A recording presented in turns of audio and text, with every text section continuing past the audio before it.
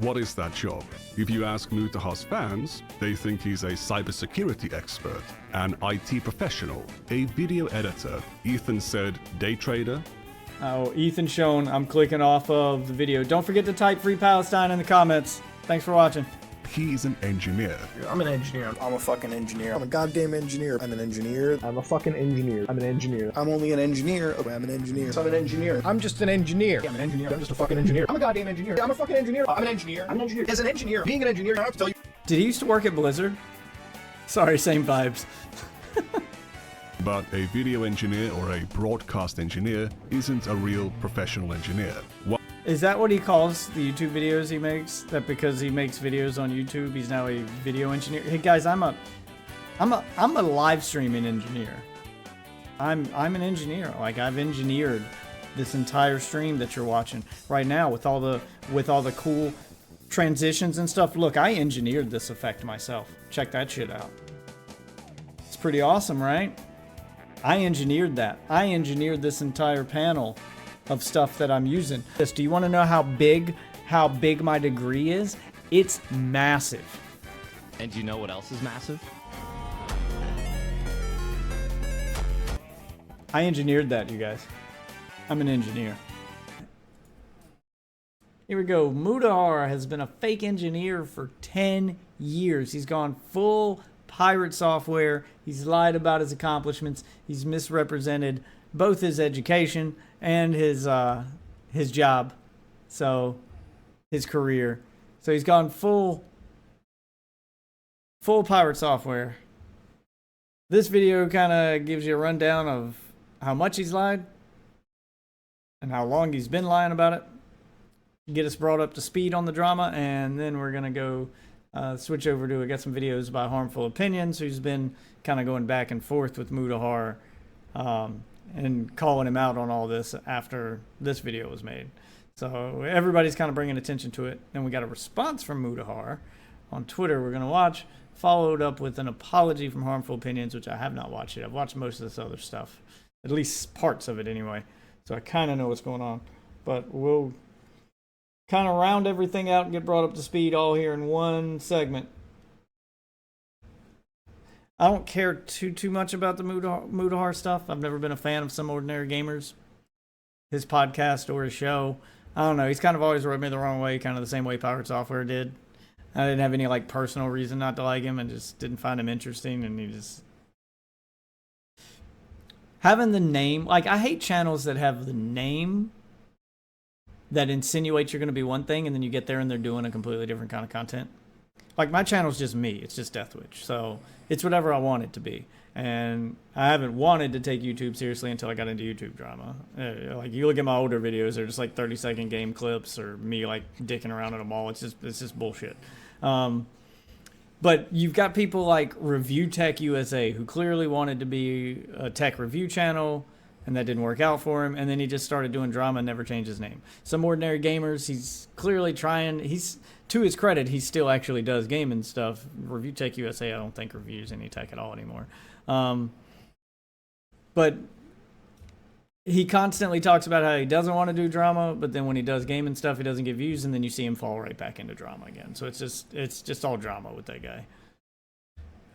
Anyway, let's do some questing here in my casual puzzle game and watch Nick Andros bring us up to speed on the Mudahar drama. I'm Nick Andros. If you've been following Some Ordinary Gamers or Mutahar's behavior the past year or so, you might have noticed that something is up. He quits Twitter suddenly, causing people to panic, and then rejoins Twitter quietly months later. He says he won't buy an... It's like a pattern for him. He seems like the kind of guy who will just like cave under pressure, because he says he hates drama anytime drama gets flung his way. He loves talking about drama he's not involved in, but the minute someone calls him out on something or he gets something wrong and people start clowning on him, then he says he doesn't want to do drama anymore. And he'll quit for a month or two and then quietly come back to drama when the dust is cleared and he thinks he can get back into the drama game, because that's where the views are. It's the same thing with it's the same thing with like anytime there's a controversy.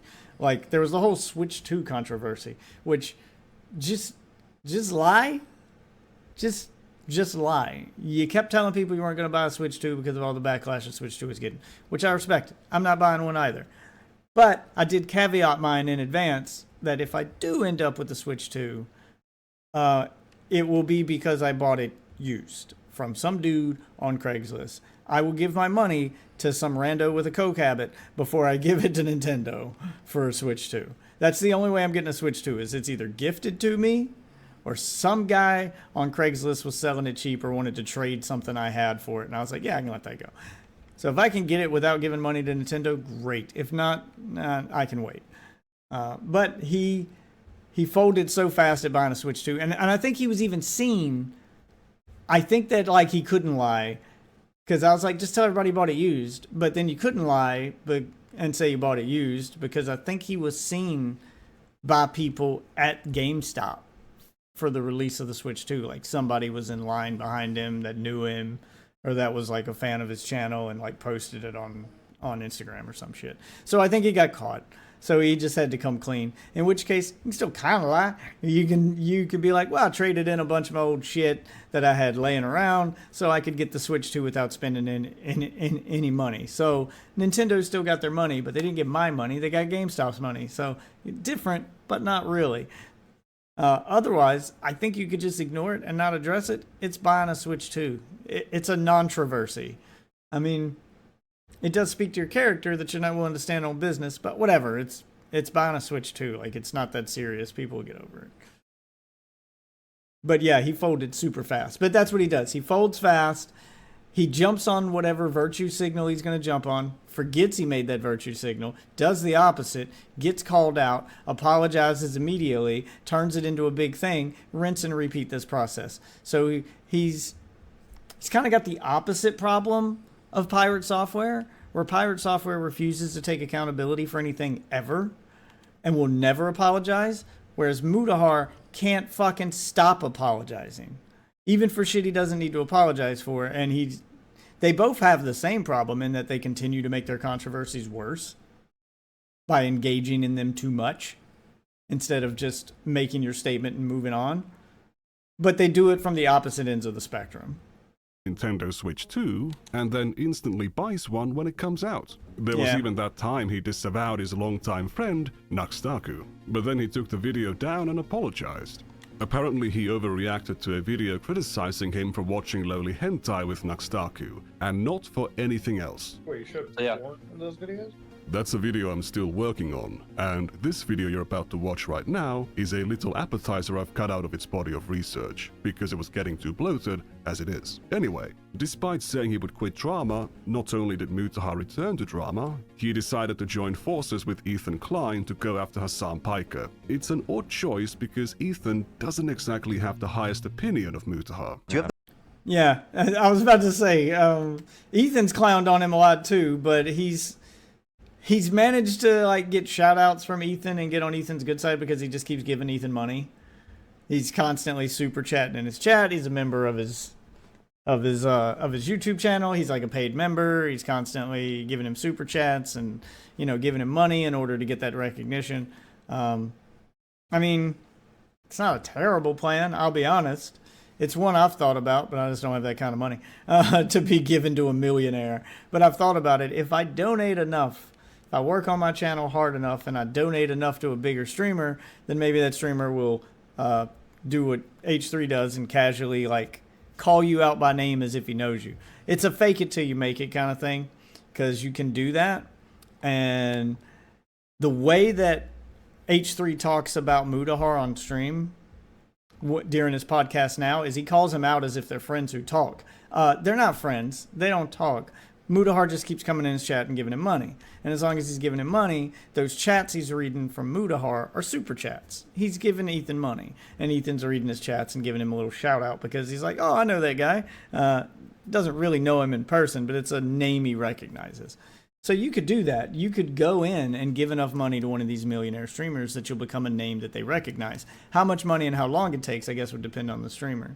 H3 seems more willing to give shout outs than like somebody like Hassan Piker maybe, but anyway, I don't have that kind of money, so I'm not doing that kind of clout chasing. I'm not against it. I'm not against that kind of clout chasing. It's not a bad plan. It's just not one I can afford to do. The part where Mudahar runs outside with a gun? I don't, but I'm like, dude, these people are insane. Boogie's not even the craziest one in that room still. There's a point where Mudahar goes, oh shit, is someone stealing my car? And he runs outside with a gun. And then he comes in 30 seconds later and goes, oh no, it's chill, it's just my brother. Oh my Like, god. this pseudo badass weird fucking shtick he's doing is not it. And frankly, he's so mean-spirited and nasty, and he has this weird thing where he needs to act like cool and that he's so successful and rich. He tells Boogie, dude, why don't you upload more? It's insecurity.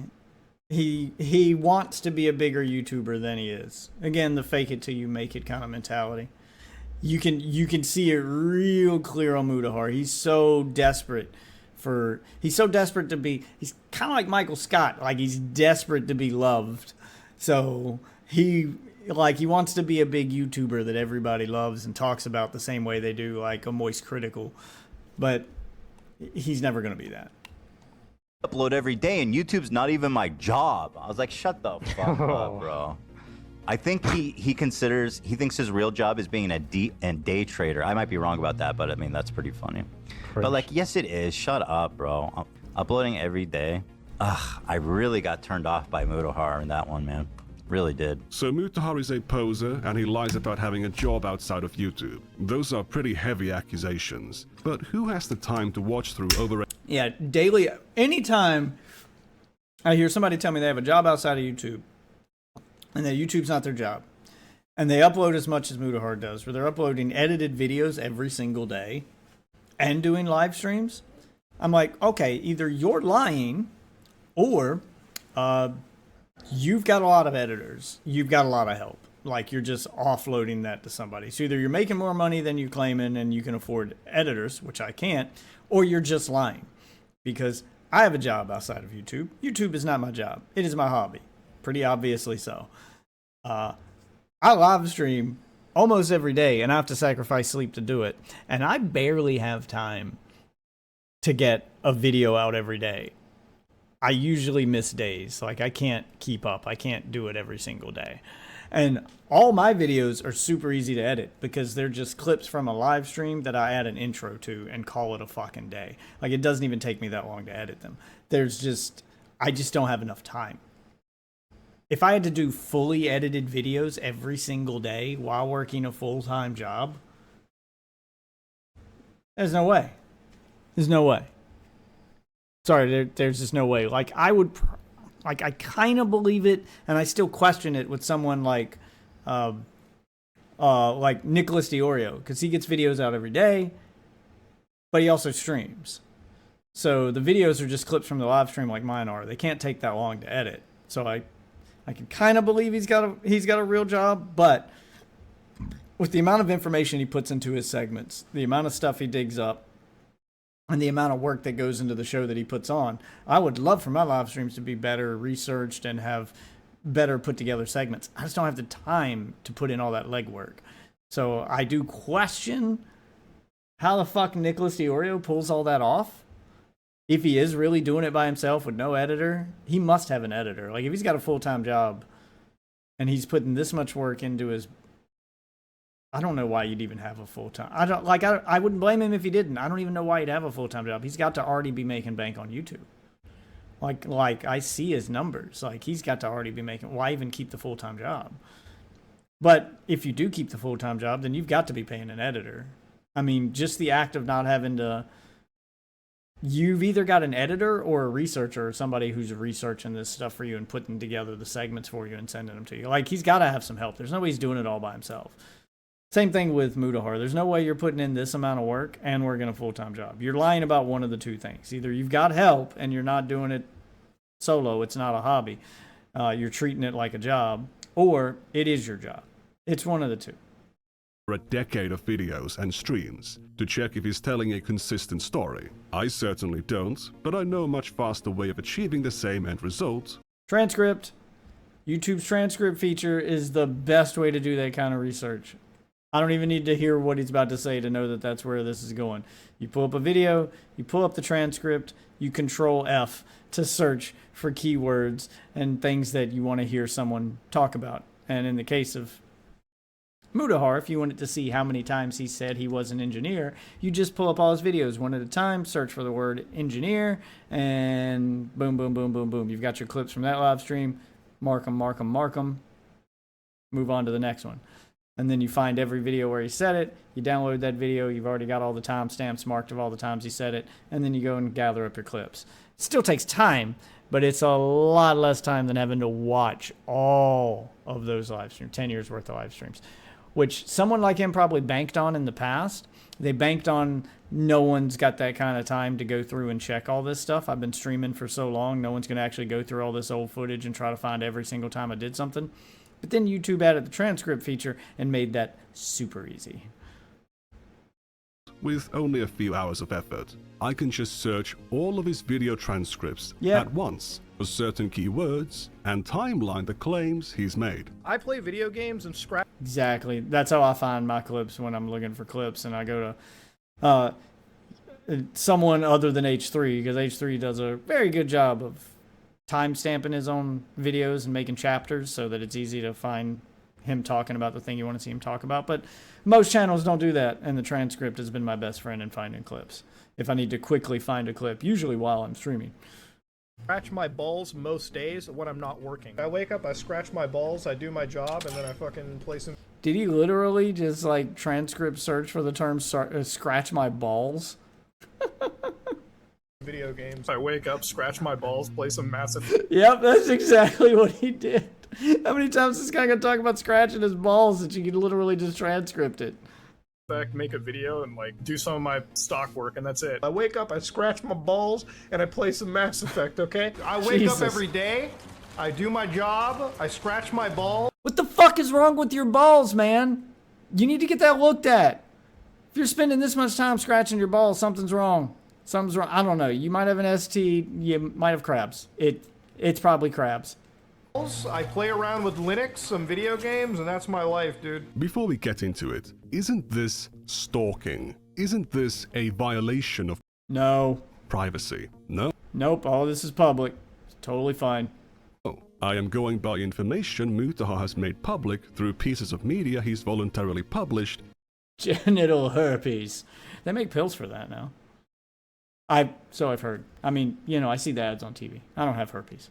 On his YouTube channel, or public media appearances he has consented to. I'm also using information from a video that shows his LinkedIn page, which is something he seems to be. I love that too on Twitter when people see this kind of stuff and they'll be like, oh, he's just an online stalker. He's a creep. He's a stalker. And the same people who will scream that are the same people who will follow celebrity gossip channels and read stuff like National Enquirer or you know, watch the E channel before they got shut down. Like, these people will obsess over celebrities and keep up with their personal lives. Like, let's see your search history, pal. What have you been looking for? Yeah, shut the fuck up. Cool with. He can do whatever he wants in his private life, but if he's claiming to be a doctor or an engineer to make his perspectives more valuable to an audience, validating the truthfulness of these claims about his life become a matter of public interest. If a history channel was receiving undisclosed funding from a foreign state, publishing that information would be in the public interest, even if that knowledge was gained through violations of privacy. Violating someone's privacy to humiliate them by exposing their porn browsing habits would not be in the public interest. But I haven't gone there, and I don't need to. I also completely disavow and denounce. You're not violating their privacy if it's stuff they've posted publicly. This is the same way that, like, again, those gossip channels like TMZ and stuff work. They're finding pictures of you out in public. They're finding your posts. They're just following the trail of breadcrumbs you've left behind publicly to keep tabs on you. Now, if they're breaking the law and, you know, going through your house, you know, breaking into your home, going through your private stuff, hacking into your email, etc., then you've got a problem. Then you've got the fappening, which people actually got in trouble for. So it's a fine line that you got to walk, but people like drama, people like gossip, and if you put it out in the public, people are going to look at it. That's just how it goes. It's not stalking. That's just how the internet works. ounce any kind of harassment or actual stalking behavior. Based on my findings, Mutahar has consistently claimed that YouTube isn't his job. Hey, YouTube isn't my job. Thank God my job isn't YouTube. YouTube is not my job. YouTube is Except when it is, though. not my job. YouTube is not my job. YouTube is not my job. YouTube is not my job. I use YouTube as a hobby. This is not a job for me, okay? He works a regular 9 to 5. Like, I work a regular job every day. I go to my office, I work, I come home, I cut together the video that I recorded the night, or 2 nights or whatever before, and I post that on the internet. It is a therapeutic, fun thing for me. So what is that job? If you ask Mutahar's fans, they think he's a cybersecurity expert, an IT professional, a video editor. Ethan said day trader. There seems to be an awful lot of uncertainty about this definitely real job that Mutahar has. It's one thing to have a job and I want to tell people what it is. It's very clear that I have a job. I'm definitely not making enough money on YouTube to be doing YouTube as a job. But I don't tell people where I work. Like, I might tell you what field I work in, and that's about it. I keep it as vague as possible because, truth be told, it's none of your fucking business where I work. Just know that I have a job and that I work. I have a degree in IT and I work a job. There's a 2 pieces of information you get, and that's it.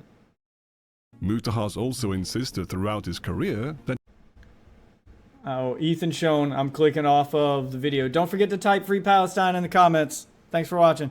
he's an engineer. I'm an engineer. I'm a fucking engineer. I'm a goddamn engineer. I'm an engineer. I'm a fucking engineer. I'm an engineer. I'm only an engineer. Oh, I'm an engineer. I'm an engineer. I'm just an engineer. I'm an engineer. I'm just a fucking engineer. I'm a goddamn engineer. I'm a fucking engineer. I'm an engineer. I'm an engineer. As an engineer, being an engineer, I don't have to tell you. Did he used to work at Blizzard? Sorry, same vibes.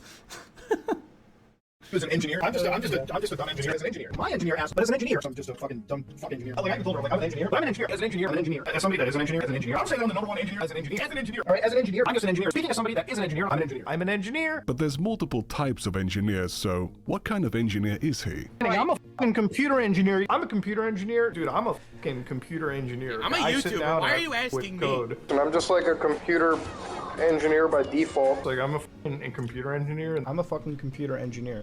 You want to talk about? I think he might have actually said it more times than Piratesoftware has claimed to work at Blizzard.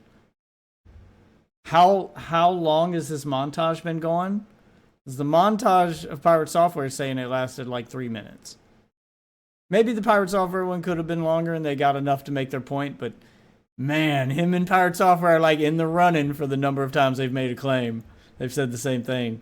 Same fucking energy, dude. Cyber warfare. I'm a computer engineer by trade. I'm a computer engineer. I'm a computer engineer. I'm a computer engineer. No, I'm a computer engineer, okay? I'm a fucking computer engineer. I'm a computer engineer. In the United States, people throw around the word engineer like... True. To be fair, because I'm getting the feeling this guy's not American.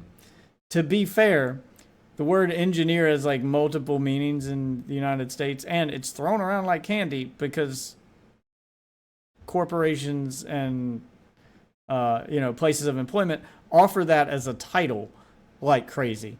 So if you hire someone and give their job a title and put the word engineer in it, of course they're going to tell people they're an engineer. And the more jobs that do that, the less meaning the word has. But yes, I have seen crazy dumb uses of the term engineer in America. What was it? Fuck, man. I'm trying to remember. It's been so long ago. I worked at a grocery store in college. And I think they called like the head stocker a stock engineer or an inventory engineer or some bullshit like that. Like they put the word engineer behind something that had nothing to do with engineering. I remember laughing at it in college and being like, seriously? That's what you call yourself? Okay. but that's just how America works. People just... If it makes the job sound fancier, the corporation will give it the title to make it sound fancier. Candy, but in Canada, it's a bit more protected, especially in Ontario where Mutahar lives. Oh, Mudahar and this guy are from Canada. Okay. Huh. Now I do... Wait, he's not about to say it's like actually... He said protected. Is he about to say like the word engineer is like a stolen valor thing? Like, you can actually get into legal trouble for claiming to be an engineer if you're not. Just like, you know, in the States, stolen valor is a real thing. You can get in trouble if you claim veteran status when you're not a veteran, kind of thing. Is that real? Do want to give the disclaimer that I'm not a lawyer or a Canadian. I'm just a guy who looks Oh, he's not Canadian. Okay. stuff up online, and based on what I've read, it's actually illegal to call yourself an engineer if Holy shit. Misuse of the title engineer. Claiming to be an engineer without being licensed is against the law in Canada. Not here in the States. I can tell you that's not the case here. Professional license in engineering or any title including the word engineer or a related abbreviation can only be used by those who are licensed. This also applies where such terms and abbreviations are combined with any name, title, description, letter, symbol, or abbreviation. Wow, this is pretty broad. The use of the terms or abbreviations that imply someone is licensed with a regulator when they are not can result in legal action. Wonder if that means lawsuit or like actual like criminal thing. But holy shit, stolen valor. Should have put that in the title. Mudahar's stolen valor. if you are not a licensed engineer. The Ontario engineering regulatory body, Professional Engineers Ontario, claims to take offense to even titles like software engineer being used instead of software developer, but they do make an exception for terms like train engineer, broadcast engineer, or sound engineer, which are not professional. Surprised they don't make a... I'm surprised that they don't make an exception for software engineers. That one's become so fucking common. Computer engineer and software engineer too, that are just like so commonly used. Like I wouldn't fault someone for calling themselves that because their job might call them that. They're just such common titles. Engineers in the same way that a computer engineer or a civil engineer would be. Calling yourself a computer engineer to a public audience is like saying that you're a civil engineer or a mechanical engineer. Or like Piratesoftware using his social engineering background to say he's a hacker. Might as well call yourself a doctor or a therapist. For Mutahar to be a licensed computer engineer, for him to be able to legally call himself a computer engineer, or an engineer in general, he would need a 4-year degree, 4 years of training, and to pass the National Professional Practice exam. If he had just a degree, then he could only call himself a computer engineer graduate. This is where things become a little bit difficult, because Mutahar is apparently not just a computer engineer. I'm a video engineer now. I think I know how this shit fucking works. Wow, that's a separate degree and a separate 4 years of college, bud. Speaking out of an engineer, like if I wasn't a computer science engineer, I wouldn't speak about Elon being an idiot. But as an engineer, yeah, I'm going to call him a fucking idiot because he does do idiotic statements. This is why, as a cybersecurity engineer, A computer engineer. That's another title. Remember, each one of these titles is a separate, in order to claim them in Canada, where he lives, they'd all be separate degrees, separate courses. What's up, Brand? Engineer is very much a real thing, but a video engineer or a broadcast engineer isn't a real professional engineer. Is that what he calls the YouTube videos he makes? That because he makes videos on YouTube, he's now a video engineer? Hey guys, I'm a live streaming engineer. Okay, I've been doing this live streaming thing for a while, and I'm an engineer. Like, I've engineered this entire stream that you're watching right now with all the cool transitions and stuff. Look, I engineered this effect myself. Check that shit out. It's pretty awesome, right? I engineered that. I engineered this entire panel of stuff that I'm using. Like even when I do cool shit like this. Even when I do cool shit like this. Do you want to know how big my degree is? It's massive. And do you know what else is massive? I engineered that, you guys. I'm an engineer. Started Lies of P. Let me know if it's good. I just got that on my PlayStation thanks to PlayStation Plus. I'll be getting the Outer Worlds too. I'll be playing it on Game Pass.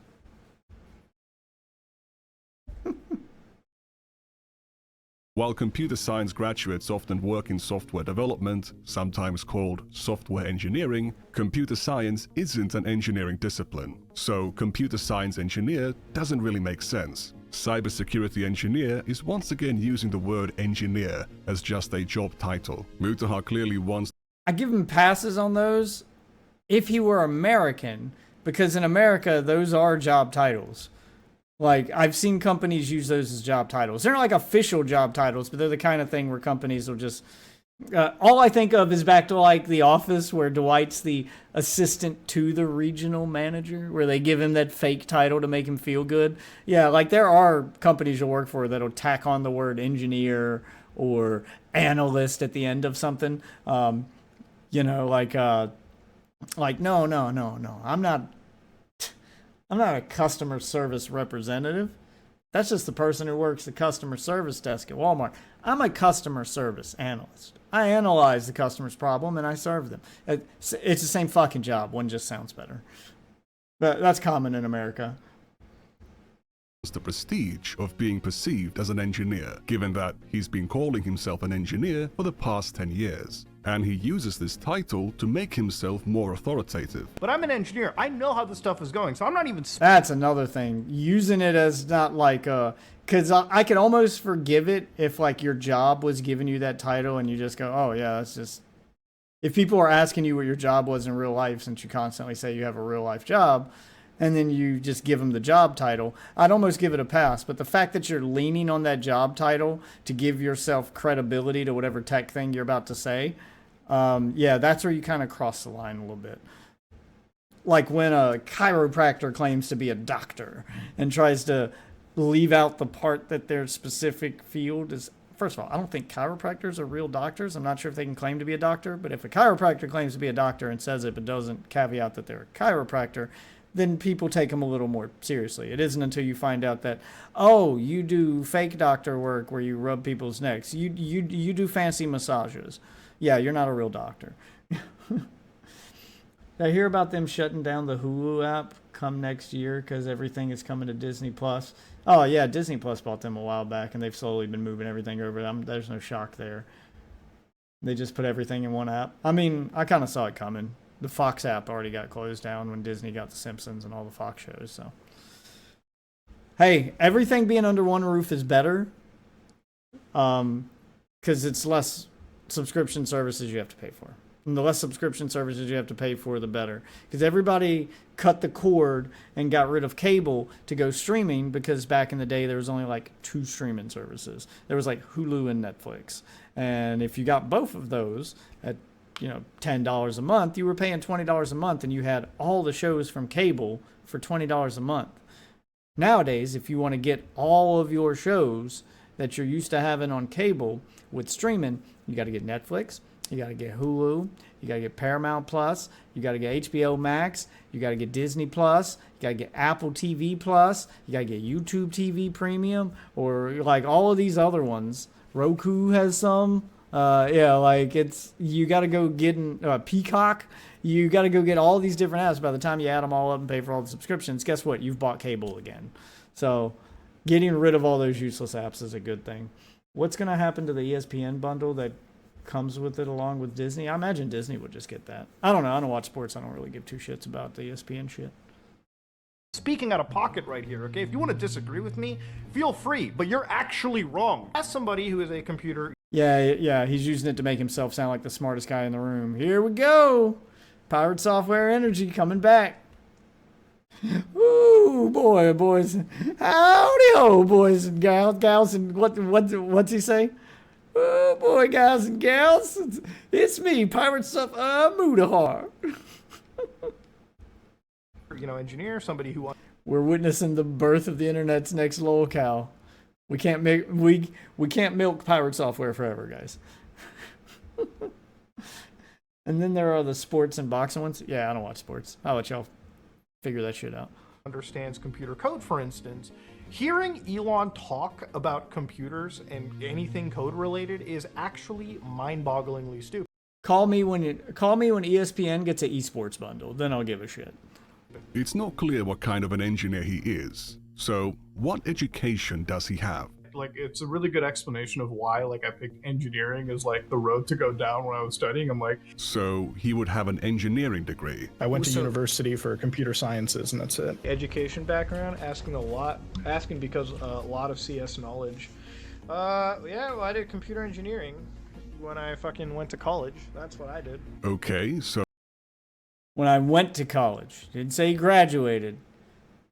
It's the same thing, like the meme about the guy who puts the college on his application, like, oh, says here you went to Harvard. Yeah, I went to Harvard for my cousin's graduation. It's a pretty nice campus. I didn't say I attended Harvard. I said I went. I went there one time. I did a campus tour. Jesus. Got to read between the lines, guys. It's semantics we're arguing here, but the devil's in the details. So, at least a computer science degree. I thought when I got into university for a while, and I dropped out like a semester in because I was like, okay, no. Oh, he dropped out after a semester. Like, I'm a dropout myself. I've never finished university, but I'm not... So you're an engineer who dropped out. How's that work? Not going to dog on like school, you know what I mean? Like if you're going to learn to be valuable. Yeah, if you're going to be an engineer, if you're going to be a doctor, a lawyer, if you're going to be in the STEM field, you need to go to university, okay? You need to go to university to be an engineer, but Mutahar is a dropout. He has no degree. Maybe he went back after he dropped out. Were you a computer science major? Yeah, that's what I went to for college for a little bit, dropped out of it, you know. I feel like there's a weird misconception. People think I'm like some fucking crazy degree holder. It's like, no. No, I would have been way more in fucking university debt if I went down that fucking route. I sure wonder why people might have that impression. Is it bad if you don't get a STEM degree? Look, I'm gonna sound biased as fuck, but STEM degrees all the way. I'm gonna sound biased because, you know, as an engineer, like, you know, you want to get the degree that's gonna... So see, this is why there's that misconception, because saying shit like that, it implies that you have the degree. You're saying you're biased as if you're recommending a thing you have. But in other videos, you said you didn't have it because you dropped out. Get you a job, you know, a good job. Not saying other degrees can't, but like, you gotta be smart. Sometimes he says he... It also depends on where you live. I can tell you right now, if you live out in the middle of bumfuck Arkansas or Nebraska or Kansas or somewhere out there where there are no tech companies for you to work for, then it's going to be a pretty competitive market. You live in one of those places and you get a degree in IT, comp sci, computer engineering, whatever the fuck you want to call it. You get you get a degree in that, and then you find out that all the IT jobs in your area are taken, and there are no other companies that need an IT guy, and there are no tech companies for you to work for. Well, now you've got a degree, and you've either got to relocate or you've got to go back to school. You've got a degree you can't use. So you need to pay attention to what like is prevalent in your area, because all states in the U.S. are not made the same. There are some where like the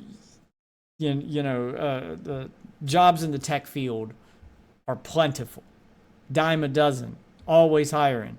And then there are states where no tech field jobs exist, except for the few like, you know, lawyers' offices, you know, places like that who need an IT guy for an office. But that's like, each one of those businesses is going to have maybe one, maybe two IT guys. You've got a graduating class of 30 every fucking couple years. Yeah, you can see how that well is going to dry up quick. What are your opinions on if we were to show an ID, if it were to come to the U.S. like for the search engine /app /social services and etc.? I know it's only for the UK for now. It's not only for the UK for now. YouTube has already announced that they are going to be requiring ID in the US. They're just requiring it worldwide.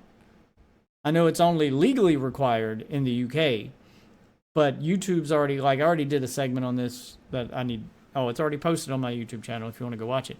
But I show all those announcements. Spotify and YouTube are both going to just do it in the US and everywhere. Because if they got to do it for the UK, they're not going to make a separate version of their app for the UK than they are for the rest of the world. They're just going to make that a requirement across their platform for everybody and just call it a day because it's less work. So it's happening. It's already happening.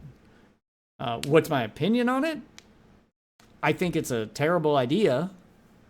All it's going to do is encourage piracy, or it's going to make these companies lose a ton of customers as everybody flocks to another platform that doesn't require this.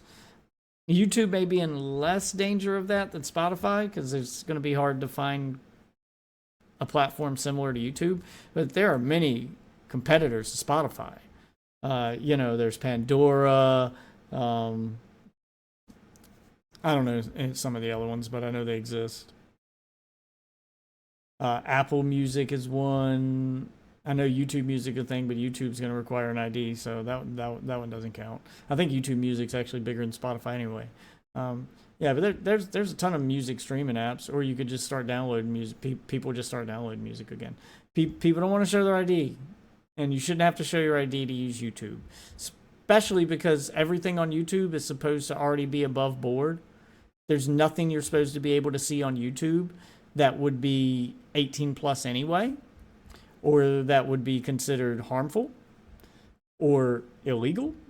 So there's no legal reason why you should need to show your ID on YouTube or Spotify for that matter. Like the worst thing you're going to hear is some profanity in the music, but you've already got warning labels for that. So what do I need an ID for? You can just age restrict the music. And people who want to listen to that, like you could make it so that you couldn't listen to the explicit versions of songs on Spotify without a verified account, and then make showing your ID and getting verified optional. You could do that. And then anyone who doesn't want to show their ID just has to get used to listening to the radio version of music where it's censored. But, whatever. I don't understand why YouTube would need it though. But anyway, it's coming. Oh, and Twitter also announced that they're going to do it. Twitter's probably the worst of the bunch because they're going to require you. They're not only going to require you to show an ID on Twitter, they're only going to allow people with verified blue checkmark accounts to have the option to show their ID to use the platform.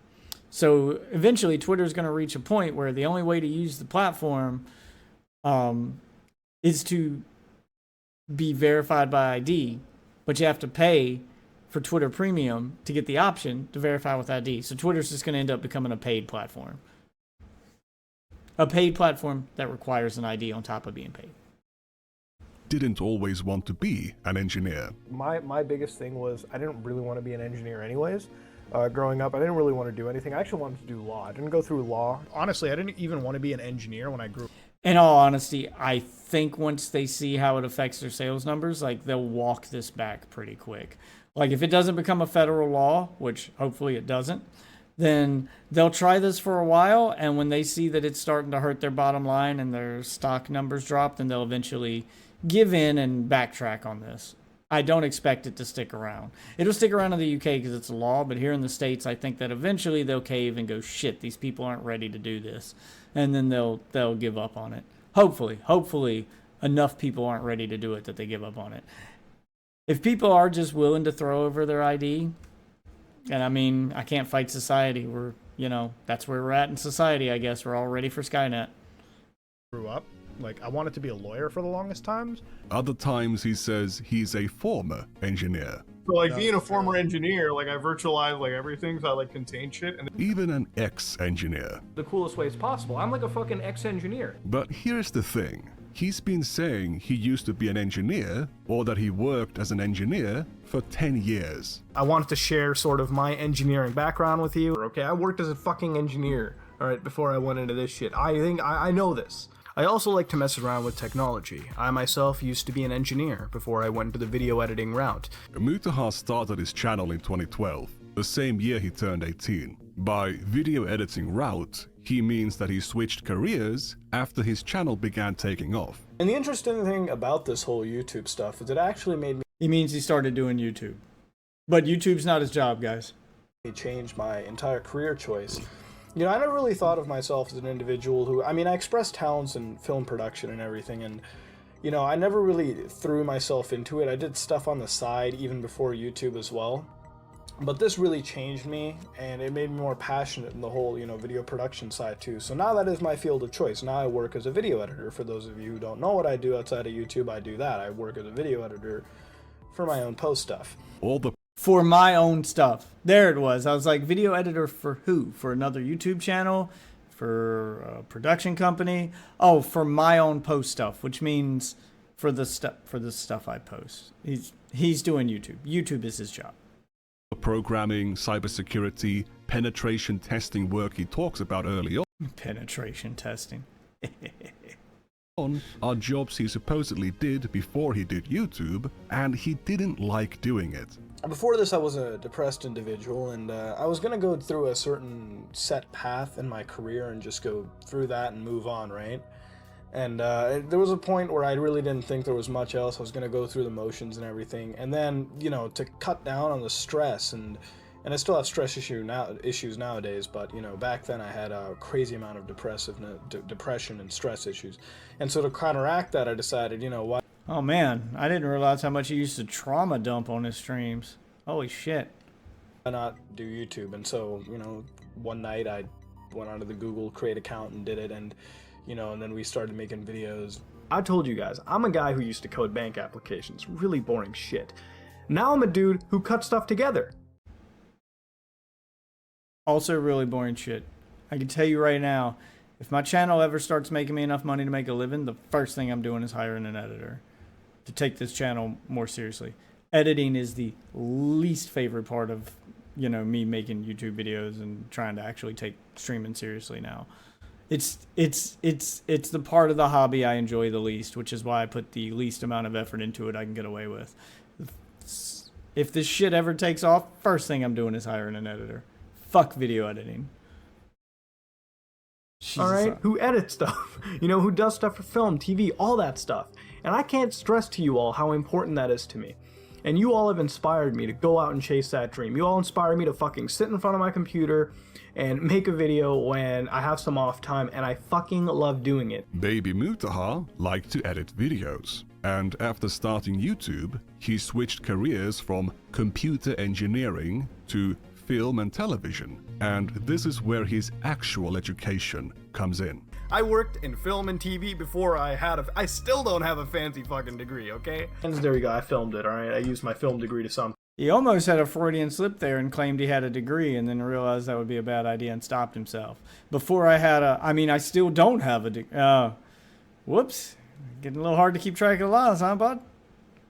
He calls it a film degree, but it's actually a 2-year broadcasting/videography diploma he got from Humber College between 2013 and 2015. If he went back to study... I mean, it's better than nothing. I'll give him that. There's a lot of people on YouTube who claim they have a video background because they do YouTube but don't even have that. So, credit where credit's due. I'll be fair. It is better than nothing.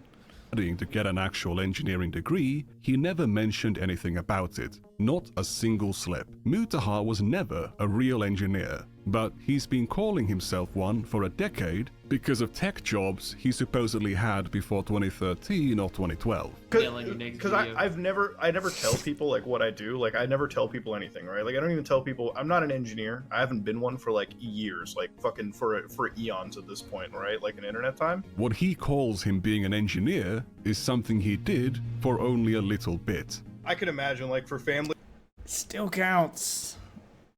I mean, it is a little... It's misrepresenting yourself if you did something for a little bit and you've been claiming that you were that thing for longer than you were actually that thing. Like, if he only did it for, let's say, 6 months, and then he's been claiming he's a former engineer for years, well, you've been claiming you've been talking about your time as an engineer for longer than you actually spent being an engineer. But if you were, even for a couple months, technically you're right. You were that thing. It is true job history, but you're lying by omission by leaving that amount of time out. This is something most normal people only do on a job application. Like if you worked as an intern somewhere, or you were a temp hire at a place and you didn't get to stay there long enough to become a full-time employee, or you were just an intern and you only did it for a semester, but it's a prestigious job, then you'll put it on your application that you did it. You won't say how long you did it. You'll just say, I have some experience in this field. I used to be this. You'll it's called padding the resume. Now, if they ask you about it in the interview or want clarification, then you got to come clean and be honest with them and kind of, soften the blow and be like, well, I was only an intern, but they weren't hiring for a full-time position. And if you talk to them, they'll say good stuff about me and I learned a lot. Yeah, like you can caveat it a lot, but you can't lie and claim that you fully had the job. But if you put it on your application, they take it at face value and don't question it. Congratulations, you padded your resume and you got away with it. Everyone does that shit, though. Like, just an Indian family alone, it's like, son, you've got 3 choices for what you're doing, all right? You got 3 character classes, doctor, engineer, or maybe a lawyer, all right? Like, that's it.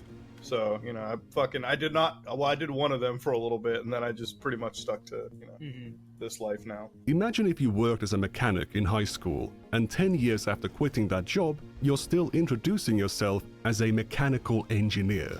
It's sad. If you're introducing yourself like that to other people, yes, it's sad. It's like the guy who peaked in high school, the meme of the guy who peaked in high school who can't talk about the winning touchdown. I was all state, blah blah. I took our team to the nationals, and he did that shit. And you're still living in that high school glory moment when you're in your 40s. Yeah, it's sad, but it's not like it didn't happen. It is sad if you're introducing yourself to other people like that. Like I said, I'll kind of excuse it on a resume because everybody pads their resume. That's whatever. But if you're just doing it as like bragging rights and it's been that long since you did it and you're doing it for credibility, yeah, it's kind of I peaked in high school vibes. It's real sad. From 2015 to 2020. Lolcow behavior. It's Piratesoftware. He claimed to primarily work as a video editor. That's because I'm a fucking editor in real life anyways, so. Ever since I became a video editor, and that was my job in life, I work as a video editor. And I'm kind of glad that he's being called out on this right now. Not because I care that he faked being an engineer. I don't care. It's funny that he's like using it for credibility when it's so easy to disprove, especially when you yourself have like disproven it with stuff you've said. You're so inconsistent. But I'm glad he's getting called out on it, because the big defense for everybody getting mad at the fact that Piratesoftware is being called out is that they feel like, can we leave this guy alone now? Oh, everybody's jumping on the Piratesoftware hate train. Like, everybody acts like you're just singling Piratesoftware out. And Mudahar getting called out for literally the exact same thing and claiming he's something forever when he's not is just proof that, it's not just a Piratesoftware thing. Anyone who does this is going to get called out. Any influencer who does this, because it's cringe and it's funny. And they should be called out if they're lying about something this easy to disprove for this long. That honestly doesn't really matter. You could prove your knowledge without having to lean on an education you didn't finish or a job you only worked for 6 months. You can just prove your knowledge, and at some point you don't need to claim that anymore.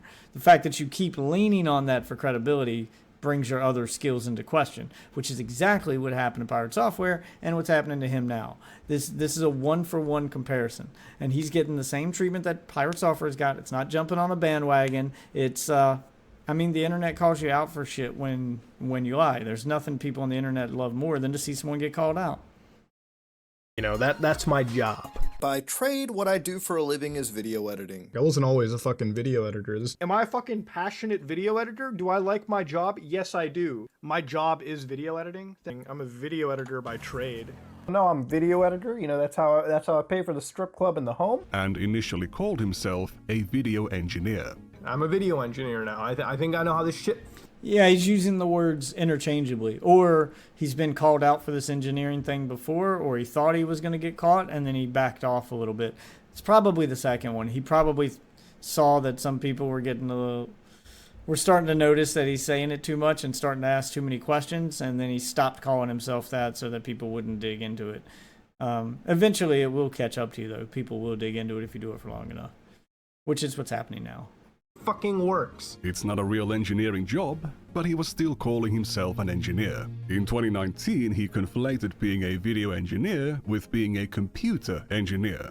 Whoops, getting hard to keep track of my lies. I'm a computer engineer, so Well, technically, I edit my videos on a computer, so I am a computer and a video engineer at the same time because I'm doing both. Because I'm editing my videos on a computer. How do you think they get edited, sir? I really computer a video engineer, whatever you want to call it. I'm one of those people, so... Again, totally different qualifications. One is an actual professional engineer, the other is a job title. In 2020, Mutahar claimed to be an exceptionally successful day trader. Potato, tomato.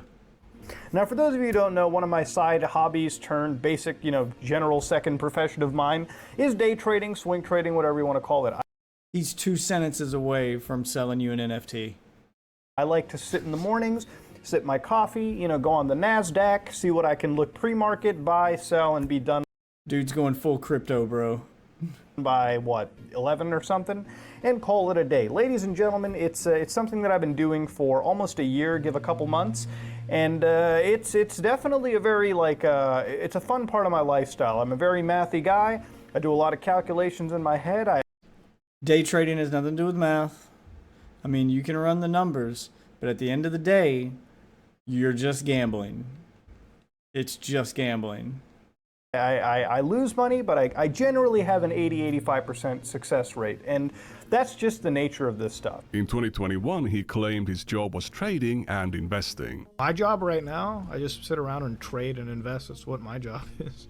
But he was still an engineer or a computer engineer. Apparently his dad calls him an engineer who knows computers. I'm sitting in the room, it's like, when it comes to computers, do you talk about it with my son? Do you act like an intelligent person? Because my son's a fucking engineer, okay? Yeah, that's boomer mentality, though. My dad would think my brother was a computer engineer because he learned how to set the fucking... Because he learned how to set the fucking clock on the DVR. He walked in and performed magic with the remote. I swear, he's so tech savvy. Boomers think anyone who can work modern day technology is tech savvy. Okay? If I'm wrong about computers, I'm gonna believe what my son says because he's the fucking engineer, not a doctor. Like, fucking insane, dude. But he also just sits at home and invests money. I invest. That's my job now. I just sort of sit home and gamble, invest money. Now, if I was ashamed of only being a YouTuber, that is the job I'd be claiming to have. When asked by guests on his podcast about his computer work, he claimed it's only a hobby now. I don't know how much you want to delve into this, but because he doesn't want you to dig too deep, and when you start getting too close, he backs off. Do you do computer stuff on the side, or that's your main thing? I literally just invest money. Like, I buy property and I invest, and that's all I do now. You're at that point now, you're that big of a baller, Buddha? No, I wouldn't say it's like baller, it's just like Do you do programming? I don't know why that took me 3 different ways to ask that. I do it, it's more of a hobbyist thing now for me personally. I'm trying to, work around with consoles at this point, reverse engineer shit that I have. Oh, gotcha. So, when people give an explanation like that to a yes or no question, it means they're lying. At no point did he answer Destiny's question there. Destiny asked him if he does coding and if he does this stuff, and he gave you all the stuff he did, but he never answered the coding question. He just went on this explanation of why he got into what he's into and blah blah blah. That's what I'm into now. It's just it all has become like a hobbyist thing for me at this point. Mm-hmm. For me, I look at it, it's like woodworking and shit. Mm-hmm. Like those woodworking channels. I'm like, oh, this is just like me sitting down for 2 hours, killing time and working on a long form project, but not something that I. But Destiny's in soy mode right now. He doesn't want to press him on it because Destiny's a smart enough guy. He is the final boss of debating. Love or hate the guy. He's the best debater I've seen on the internet. So he's the final boss. He definitely caught the fact that Mudahar did not answer his question there. But he's letting him get away with it for some reason. I would ever care to ever be bothering doing again, even as a career path. It's just too stressful. Sure. It's boring. Well, compared to anything that we do now, In 2023, he's calling himself an engineer a lot. just like before. But in March, he claims he just invests money again.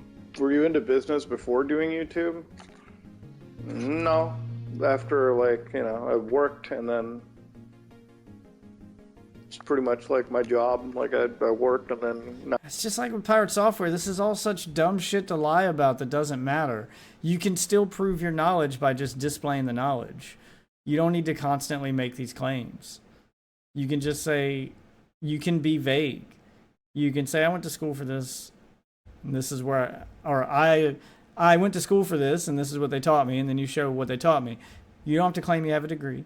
You don't have to claim you have a title. And no one can say you didn't learn that in school, because if the thing you're showing is accurate, and you did go to school, well, I never said I graduated. I said I learned this in school. I did learn this in the 2 years I was there before I dropped out. You know, so I like going this specific with it is just meaningless. Like, it's shit you don't need to lie about. Now I have enough money to, like, you know, buy property and, like, invest, and that's pretty much what I do. In August, he gave... I wonder what he means by buy property. Like, what did you actually buy? Because I doubt he's bought, like, a real piece of real estate. This is... Did you buy, like, a fucking timeshare? And now you're going to call yourself a retail investor? Like, what did you actually fucking buy? Gave the impression he still worked as an engineer. All right, as an engineer, if I show up to my office and I fuck up, okay, I don't have a job anymore. But then he also mentions working at his own company that does asset management and property development. At our company, like not YouTube, but outside YouTube, like when it comes to our main work property and everything, like our like asset management, property development, stuff like that. So before YouTube, Mutahar did the computer, programming, cybersecurity work This motherfucker made a timeline. thinks entitles him to call himself an engineer. All right, you might be stalking, man, if you're going through this much trouble. I mean, I get it. This information is probably best shown on a timeline, but it does make you look just a little crazy. Between 2013 and 2015, he's studying his videography diploma. From 2015 to 2020. I mean, I'm not hating on him for it. It's still some shit that I would do, especially if I was trying to prove I'm someone wrong. But I'm also well aware of the optics, and I'd have to like explain why I did that first. I wouldn't just throw a timeline up there to make it seem like, yeah, I do this all the time. 20, he's a video editor, and from 2021 onwards, he's a day trader, investor, and eventually the CEO of his own company. He's a man of many talents. Oh boy. That does asset management and property development. He's also calling himself an engineer the whole time. We already know he's not an actual engineer, but is he actually a business owner? Because there's some weird inconsistencies in the things he says about it as well. As a boss, and I don't know, like, this is gonna sound like kind of cold, but I don't make jokes at the office. I don't make any fucking jokes at an office. I am not this kind of Mudahar, okay? So to explain what kind of person I am, like at the office, I'm just like, how's work? What are we doing? What's the plan for today? Like literally, it's as matter of frank as I can be. I don't partake in jokes. I don't do any of that fucking shit. And if I see fucked up jokes, you know, which I haven't seen, I stop that shit right there. I always have to... I don't know how much of this I believe. Like, you always have to be professional at your office. And sometimes you come across as like... You can be professional and still tell jokes, dude. A deadpan motherfucker, but it's better to be deadpan than, you know... No, not necessarily. Like, you should still have a likable, charismatic personality in order to be successful. It doesn't matter how good you are at your job. If you're insufferable to be around or just a bore and you're bringing down the productivity of the people around you, then you're still going to get fired. Like you have to be able to do both. You have to be good at your job and be pleasant to be around, which sometimes requires telling jokes and being a human being.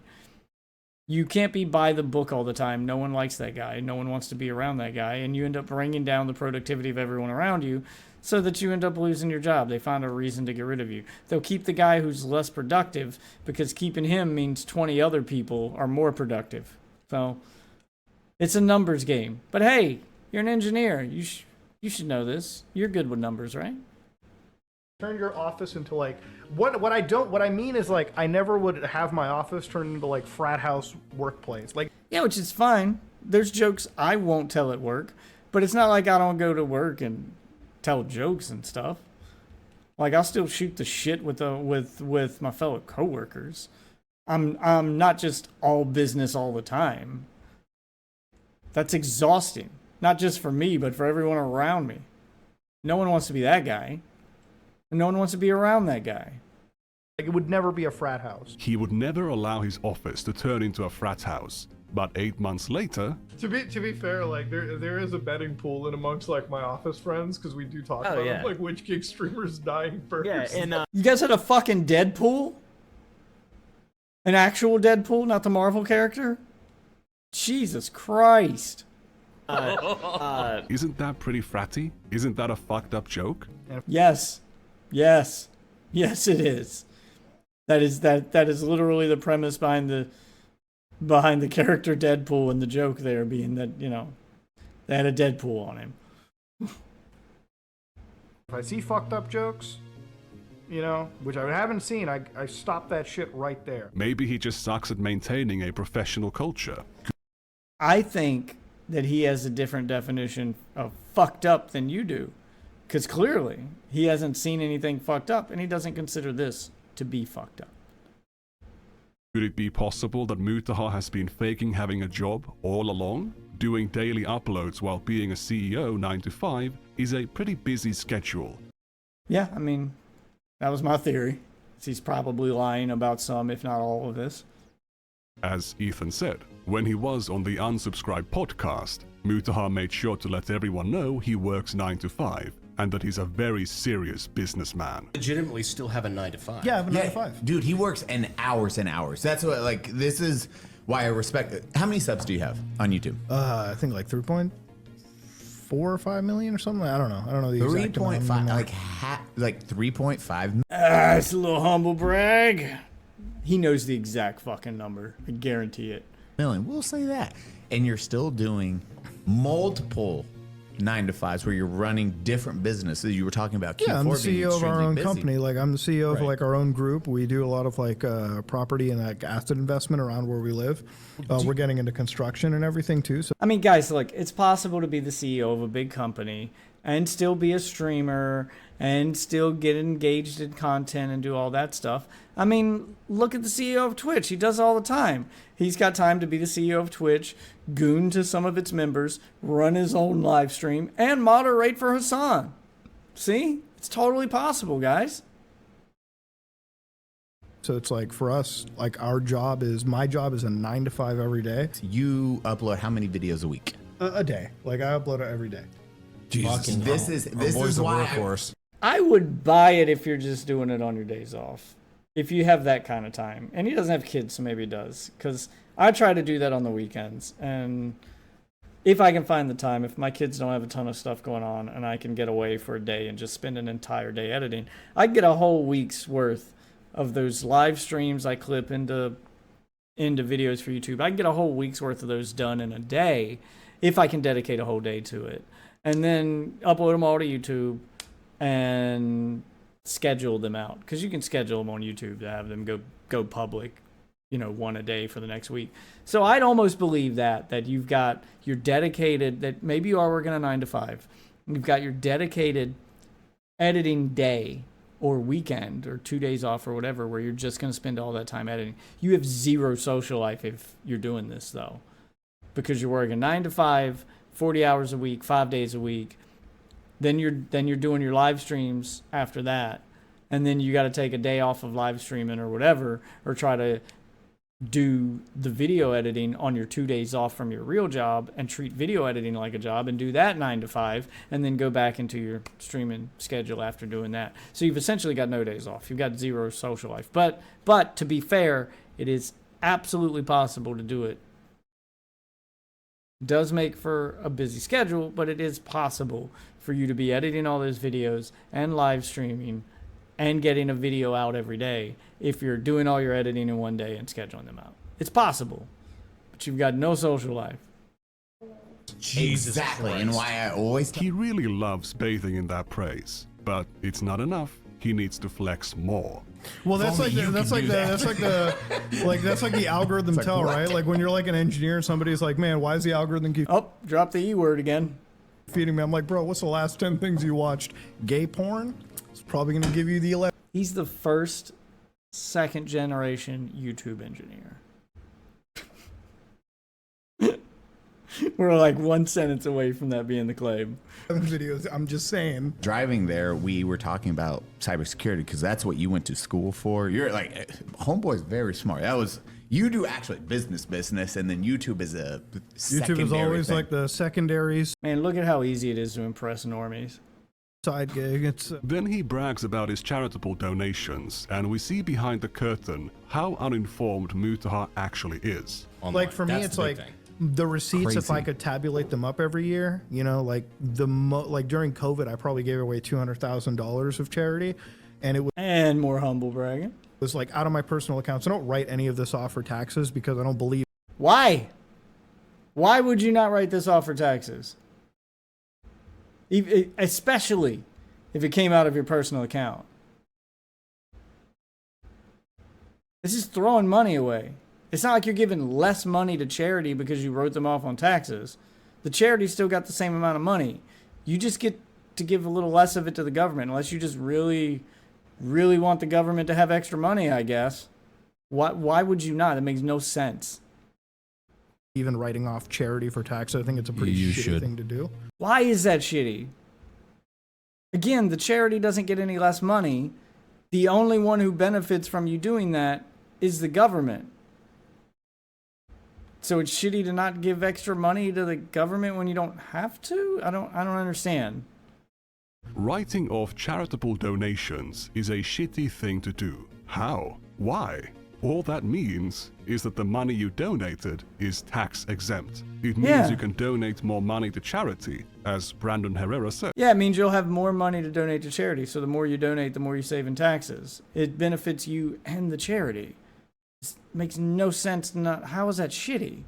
It's a pretty shitty thing to do. Well, for me, it's like the more money you can write off. He owns a business and doesn't know how tax exempt status works, doesn't know how write-offs work. Do you not know how to... I mean, clearly you don't know how to do taxes, but do you not have an accountant, or does your accountant just suck? Because even your accountant's going to go, why do you not want me to write these off? Like, nothing you're saying makes any sense. The more money you can keep from the government and spend it better, you know, putting it toward more charity. The money that... How can you be the CEO of a company, a serious businessman who knows his shit, but who knows nothing about taxes or how his money is supposed to work for him? I mean, you're just telling us you know nothing about running a business. This is like business running 101. Is you try to write off, you try to get as many tax write-offs as you can to maximize the profit for your business for that year, so you can continue to, you know, to better your odds of staying in business, especially if you're not a big business. You don't understand basic accounting. You want to talk about social battery? Like 7 is when I get up. I got to be in meetings every fucking day. My work day doesn't end until like 4 p.m. That's when I get like a chance to open up the Premiere Pro project file for the video, and I get to work on that, and then I get to upload that a day later. Like, I don't believe in days off. Like, I literally can't believe in a day off. Like, I'm always like jittery because I'm like, I want to do work. Like, I really do like enjoy doing work. Like, any day that I don't feel like I do my job, fucking cry about it. I'm like, this fucking sucks. He works till 4 p.m. every day and cannot take a day off. However, he seemed pretty happy to take a day off to watch a video game commercial from 1 p.m. to 3 p.m. on a Thursday. I love to read comment sections in videos. That is probably... What? Why? I read mine begrudgingly, and I'm not even that big of a YouTuber. Depending on the topic of a video, there's some videos I'll avoid the comments and then I'll eventually check them. But there's some topics I won't even look at the comments on because I know it's going to be a shit show. And even on the stuff that I think is going to be pretty neutral, it's still kind of a shit show. Like, I don't even click the tab anymore in YouTube Studio to show me the comments that have been held by YouTube's auto mod that it didn't post. I'm just like, you know what? If you got caught by the auto mod, fuck it. Like, I used to try to approve them all because I wanted everybody's voice to be heard, free speech, blah, blah. But you guys type the most retarded shit in there, and there's so many of them that I'm just like, fuck it.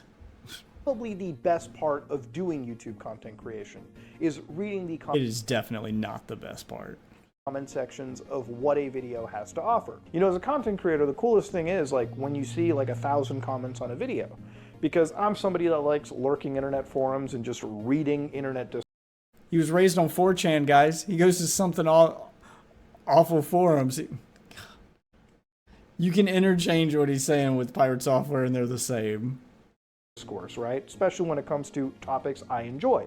So when you read 1,000 comments, you're like, all right, shit. Let me line up and get ready, boys. Let me read that shit all. No one should do that. You see 1,000 comments on a video, you just go, huh, people seem to like this video. And then you move on. Maybe you'll read one or two just to get, you read a couple just to get whatever the general consensus is, and that's it. You should not be sitting there reading all 1,000 comments, dude. Oh my God. All day. This guy has a wife. He's a CEO, he works 9 to 5, and he uploads daily. How? And has time to read YouTube comments all day long on a new video he posts. And he posts a new video every day. Ain't enough time in the day, dude.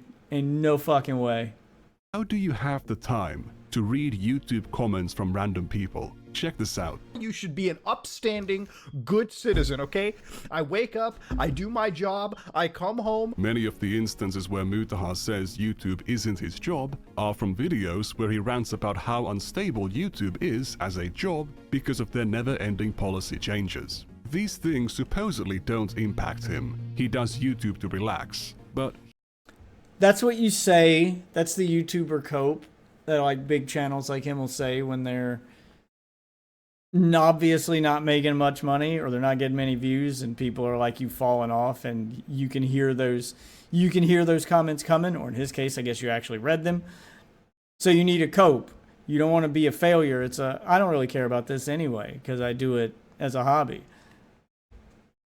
There's people like me where we're small and it's like, oh, he's not making any money on YouTube. It would be sad if he was trying to do this as a job. He's the exact opposite. You're successful on YouTube. You should be doing this as a job. And if you're not making money on it, you're doing it wrong. He's always obviously upset in these videos. He consistently paints himself as a hard worker. It sounds like you worked really hard in high school. You're talking about taking night classes, doing community service, like side jobs on the side, like. Yeah, no, it's blurred. I'll help you understand. He has this insane work ethic, but he's also curious about how Destiny can get so many things done. Because Destiny abandoned his child and his social life.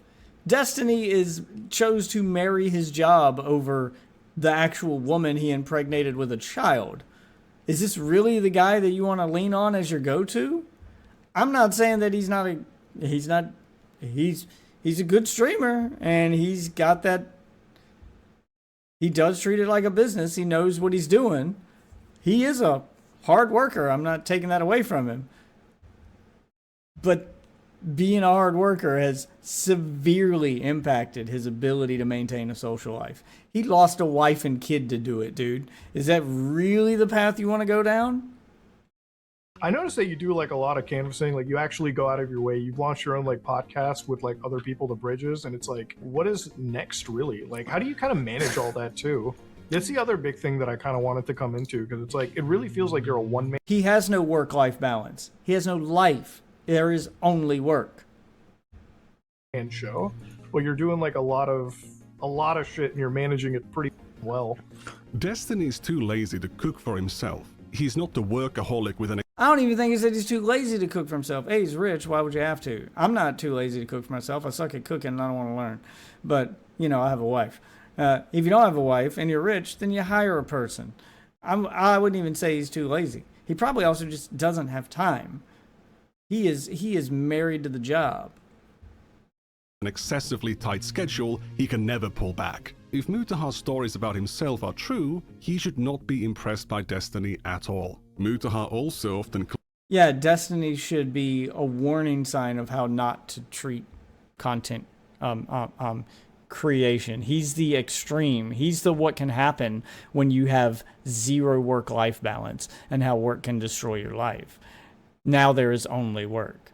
He should be a cautionary tale, not someone you're aiming to be like. Claims that he's an immigrant and equates that to him being poor or his family being poor. He will say his father had to go through medical school twice, not recognizing the privilege of being able to go through it even once. You don't need to come up with all these hardships you've been through. Everyone can already see your life is It's the oppression Olympics, man. Welcome to the internet. a struggle. You're not white, and you still can't say the N-word. He's got this other laugh about not buying anything expensive. Very rarely am I trying to pay full price for any of this computer crap. You don't need to, alright? I don't... You know who else brags about not buying stuff expensive when he's a successful YouTuber and should have a ton of money? It's iDubbbz. Is that really somebody you want to model yourself after next? iDubbbz eats at Denny's and might actually be poor now that I think about it. He is broadcasting from an undisclosed basement. Overspend my money on crazy computer chairs. I think whatever I can get at Costco fits me fine enough. As far as my peripherals go, I have some SteelSeries headsets, keyboards, and a Logitech mouse, which I think is really awesome. If anything, I overspend on my monitor. He's so frugal, but he also owns a luxury diving watch worth almost 10 grand. If you have an easy life because you were... I would still eat Denny's if I was rich.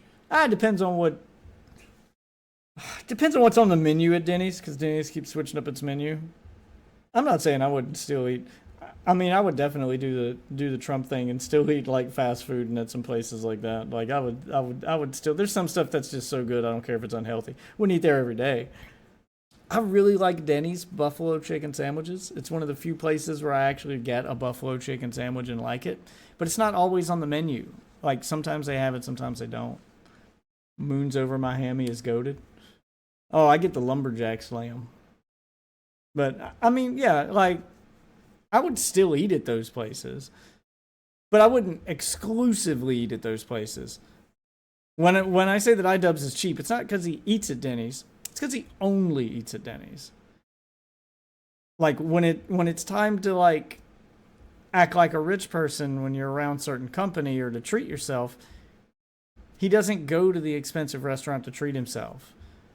Even after the big like Red Gala carpet event and all that stuff with Creator Clash, he still, let's go to Denny's.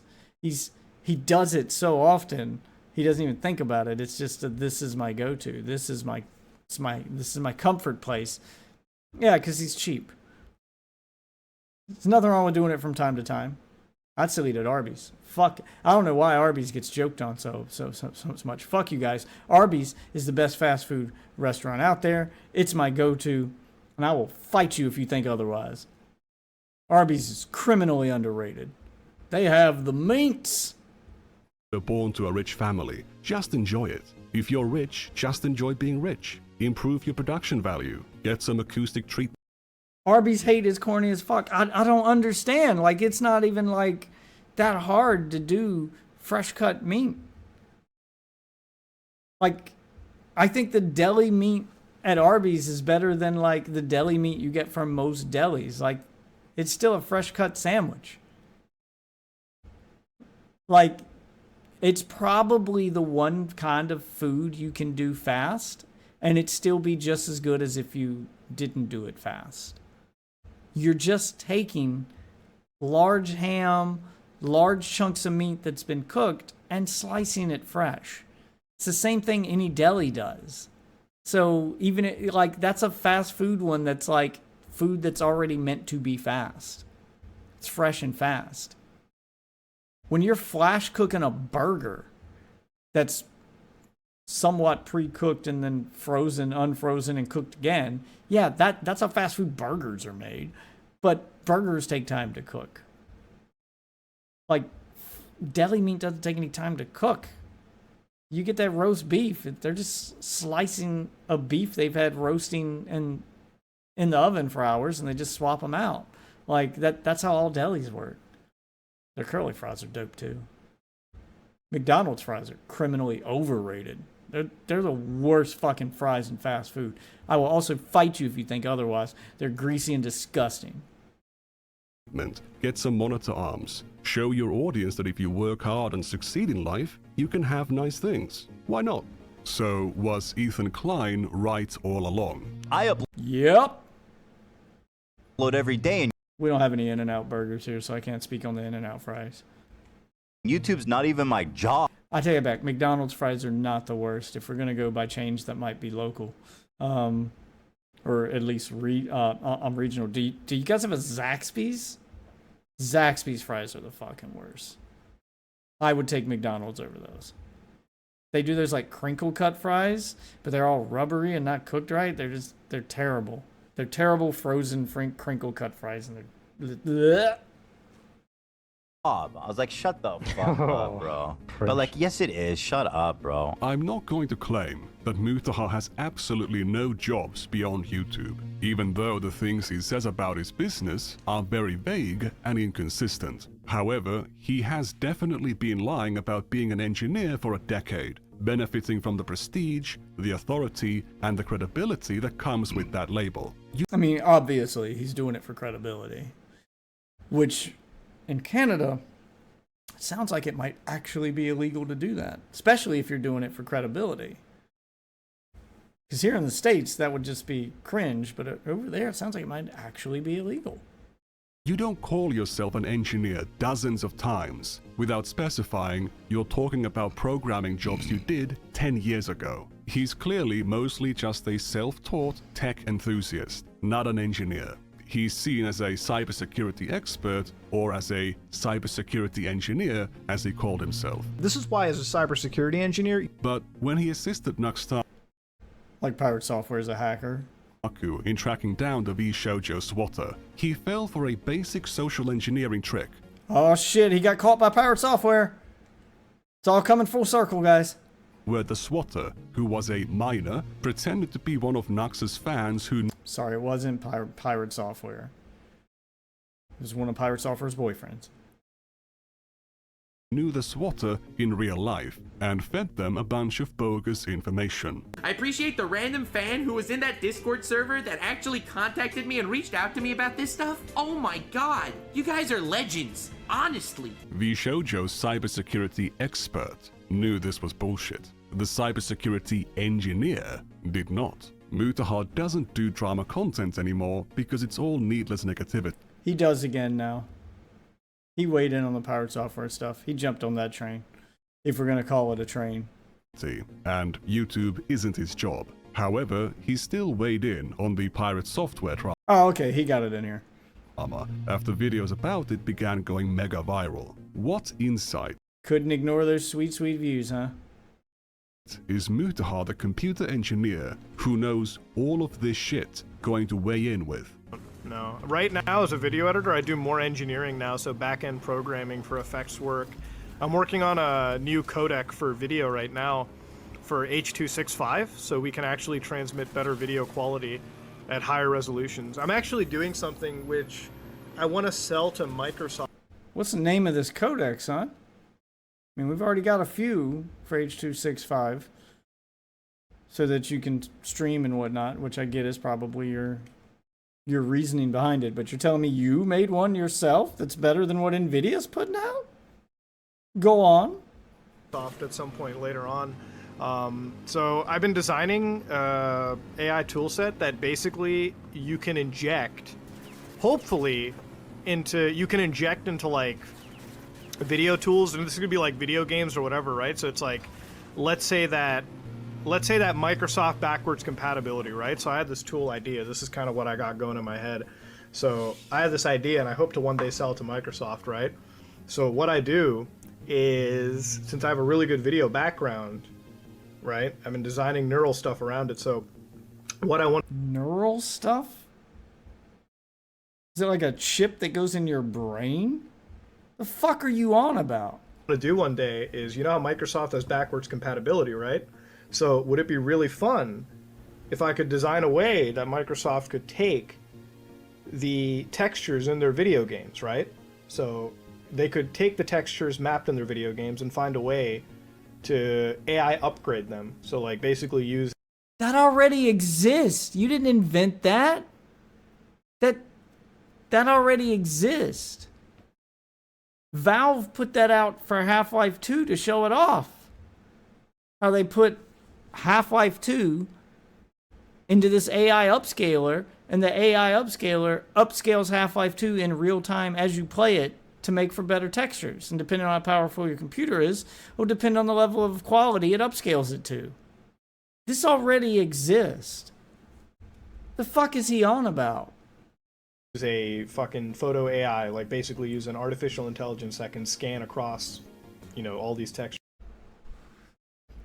What's the fucking date on this video? Oh, I gotta, hold on. We gotta get this guy's overlay off of the screen. And just fucking ups. What was the date on this video? Hold on. Can't see it there. I'm at full screen this.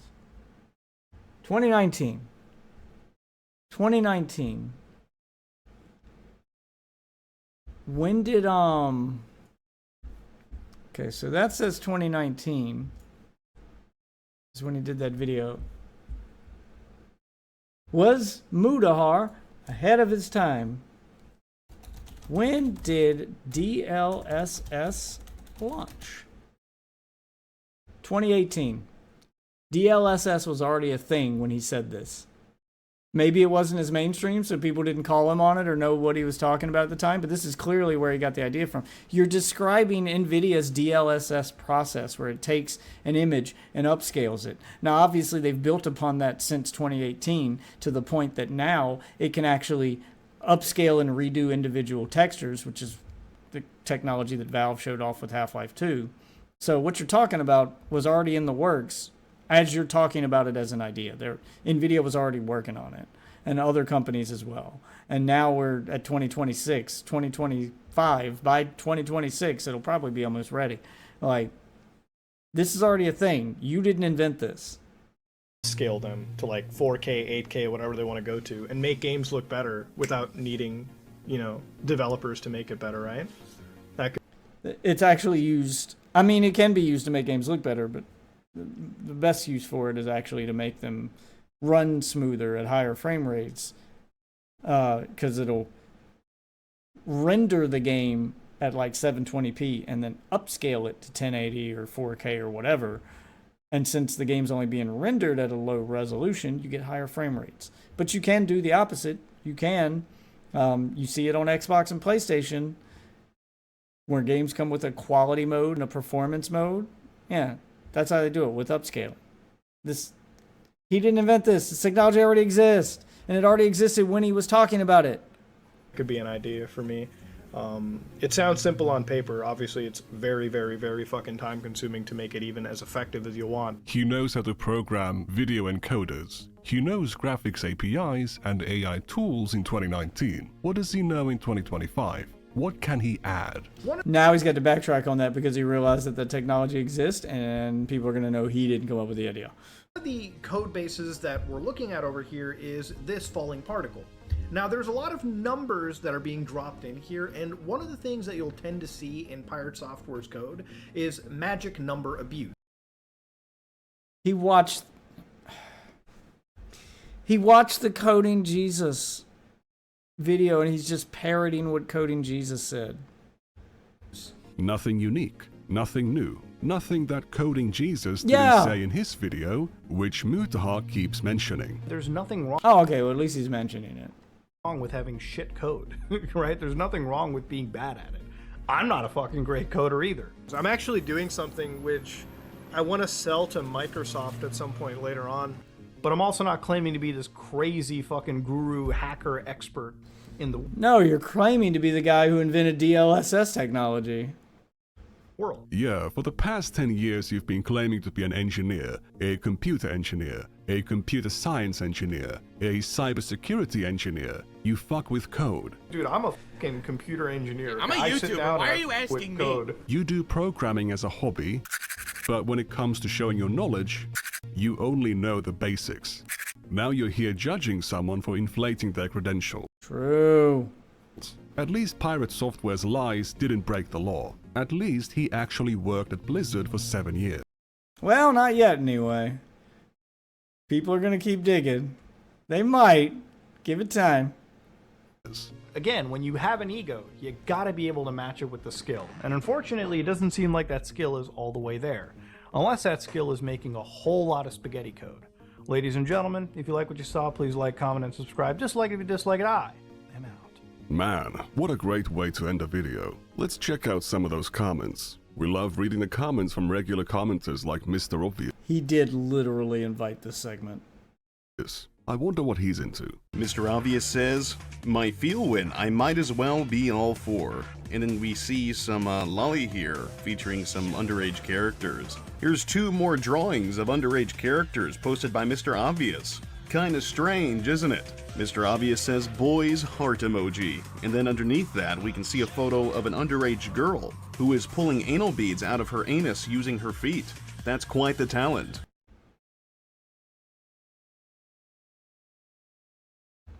Why are they always into this shit?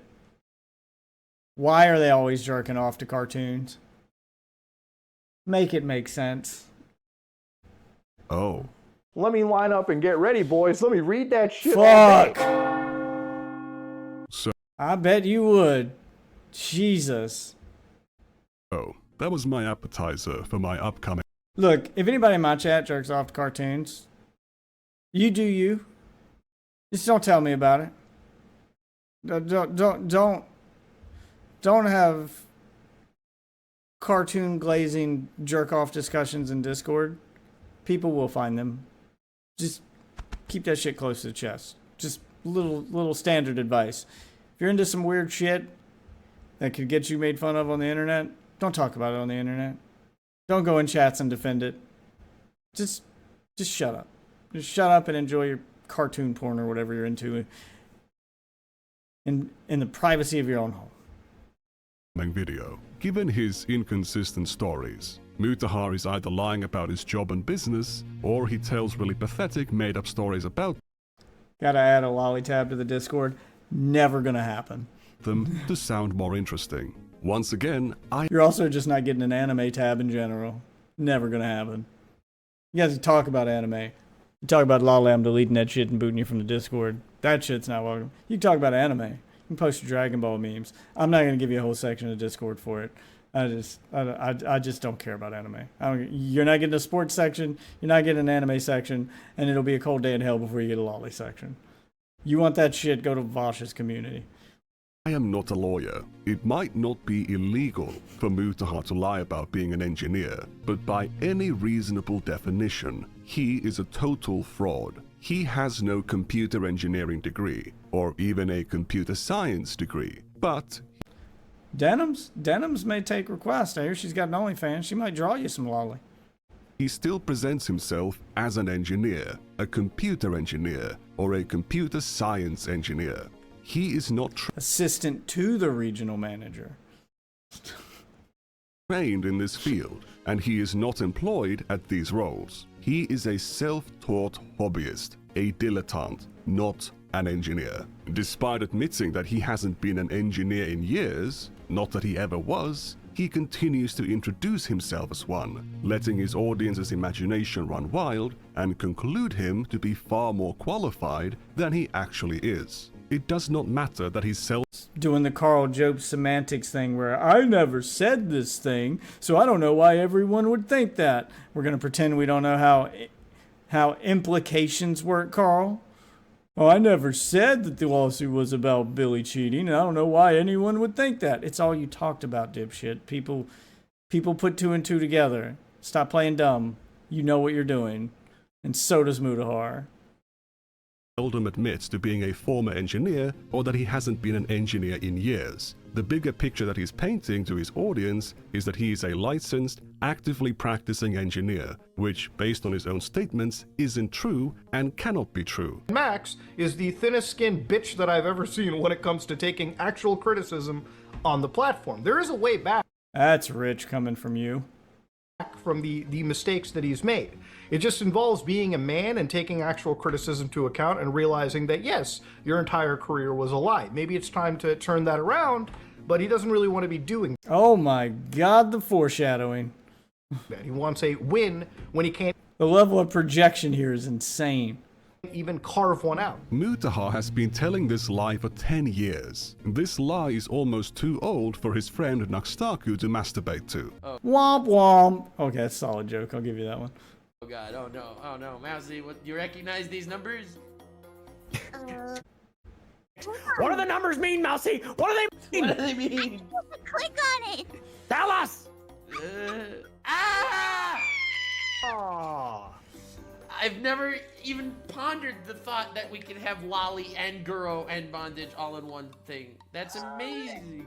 Oh my god. On the topic of recklessly allowing the audience's imagination to run wild, what do you think about this clip? What? Oh, what? Video of a real child? Bro. I don't even know what Is he just showing CP to them? That was some kid just sent you a video of them shitting and then shooting a dog with a Nerf. These people are freaks, man. I'm sure not all VTubers are freaks. I'm sure some of them, I hear, are good people.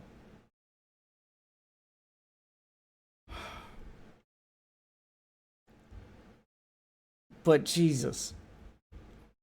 It's a funny coincidence that the last time I reminded Mutahar about his own country's laws, it was about him watching cartoon child porn with Naxtaku, not realizing that in Canada, it fits under the legal definition of child porn. Wait, you showed porn in those videos?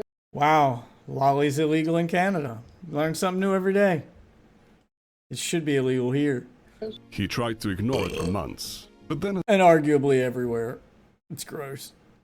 Son Piker drew attention to my video. Mutahar panicked, and he threw Naxtaku under the bus while obfuscating his own culpability. The hit piece didn't land, so they settled everything in private, and still lie about what happened. Why did Mutahar make a 40-minute hit piece where he condemns someone over and over again? No reason. It was just a goof. And oopsie, he's not hiding anything. Yeah, I remember that. He calls him out and makes a hit piece on him. It didn't work. So then he deletes it and tried to pretend like it didn't happen. Streisand affecting himself. There was nothing incredibly immoral and disgusting that he was aware of and tolerated for years. Something he would condemn any other person for. But in this case, he swept it all away. They also were not the only ones who knew about it and stayed quiet. The truth will soon be revealed. Remember to subscribe to see it when it drops. Well, I would definitely be watching for that video. Alright, so that does it for the Nick Andros video. So that gets us caught up on where we're at and what the allegations are. We're going to watch some harmful opinion stuff here next. I don't know if I'm going to watch all of them. I didn't realize he had this many on them. We may watch one or two and then skip to the apology, but I need to figure out like what the apology is about. So I'm going to go over those in a minute. Harmful opinions. Those are the only kind I like. Let's go. Today's video is brought to you by my stupidity, ladies and gentlemen. I am not a smart person. I am a very stupid individual. Yesterday, in preparation to watch a video by Nicandros on stream, I took a quick look into who Mutahar is because I wasn't really familiar with him. As it turns out, he's a really interesting guy. Mutahar really likes to remind people that YouTube isn't my job. People scoff at this, but it's true. It's not his job. It's much more than that. It is the core of who he is and the foundation of his self-worth. I'll be honest with you guys. I have a reason to live, really. And that's you all. Oh, wow. Wow, well, this explains why he's reading all the comments. Usually the parasocial thing is from the crowd or from a fan towards the creator. I think this might be one of the few cases of the creator being parasocial towards the audience. Did I see the iDubbbz clip? No, we're going to do the iDubbbz stuff next. You know, might sound grim. You know, you might be like, what are you trying to say? No, that's the truth. You know, I have a reason to really go on living, you know what I mean? Other than that, what else did I have forward to look to in my... Wow, I was going to kill myself, but then I found YouTube, and my YouTube audience and comment section really saved my life. I don't think I've ever heard anyone make the claim that a YouTube comment section saved their life. Holy shit. My life. future of a menial job and whatnot, you know, just becoming the standard 9 to 5. Being watched and adored by strangers on the internet is entwined with his mental health to a disturbing degree. You're important to me, you know. If I ever lost one subscriber, I feel heartbroken. If, you know, I do lose, I feel heartbroken because that's one person who used to like what I did, and they're gone. He's wise not to say it so much anymore, as any normal person will find the Yeah. sentiment quite sick. Yeah, well, not sickening, just worrying. I wouldn't say it's sickening. I'm not sickened by it, but it is pathetic. It's definitely like get help.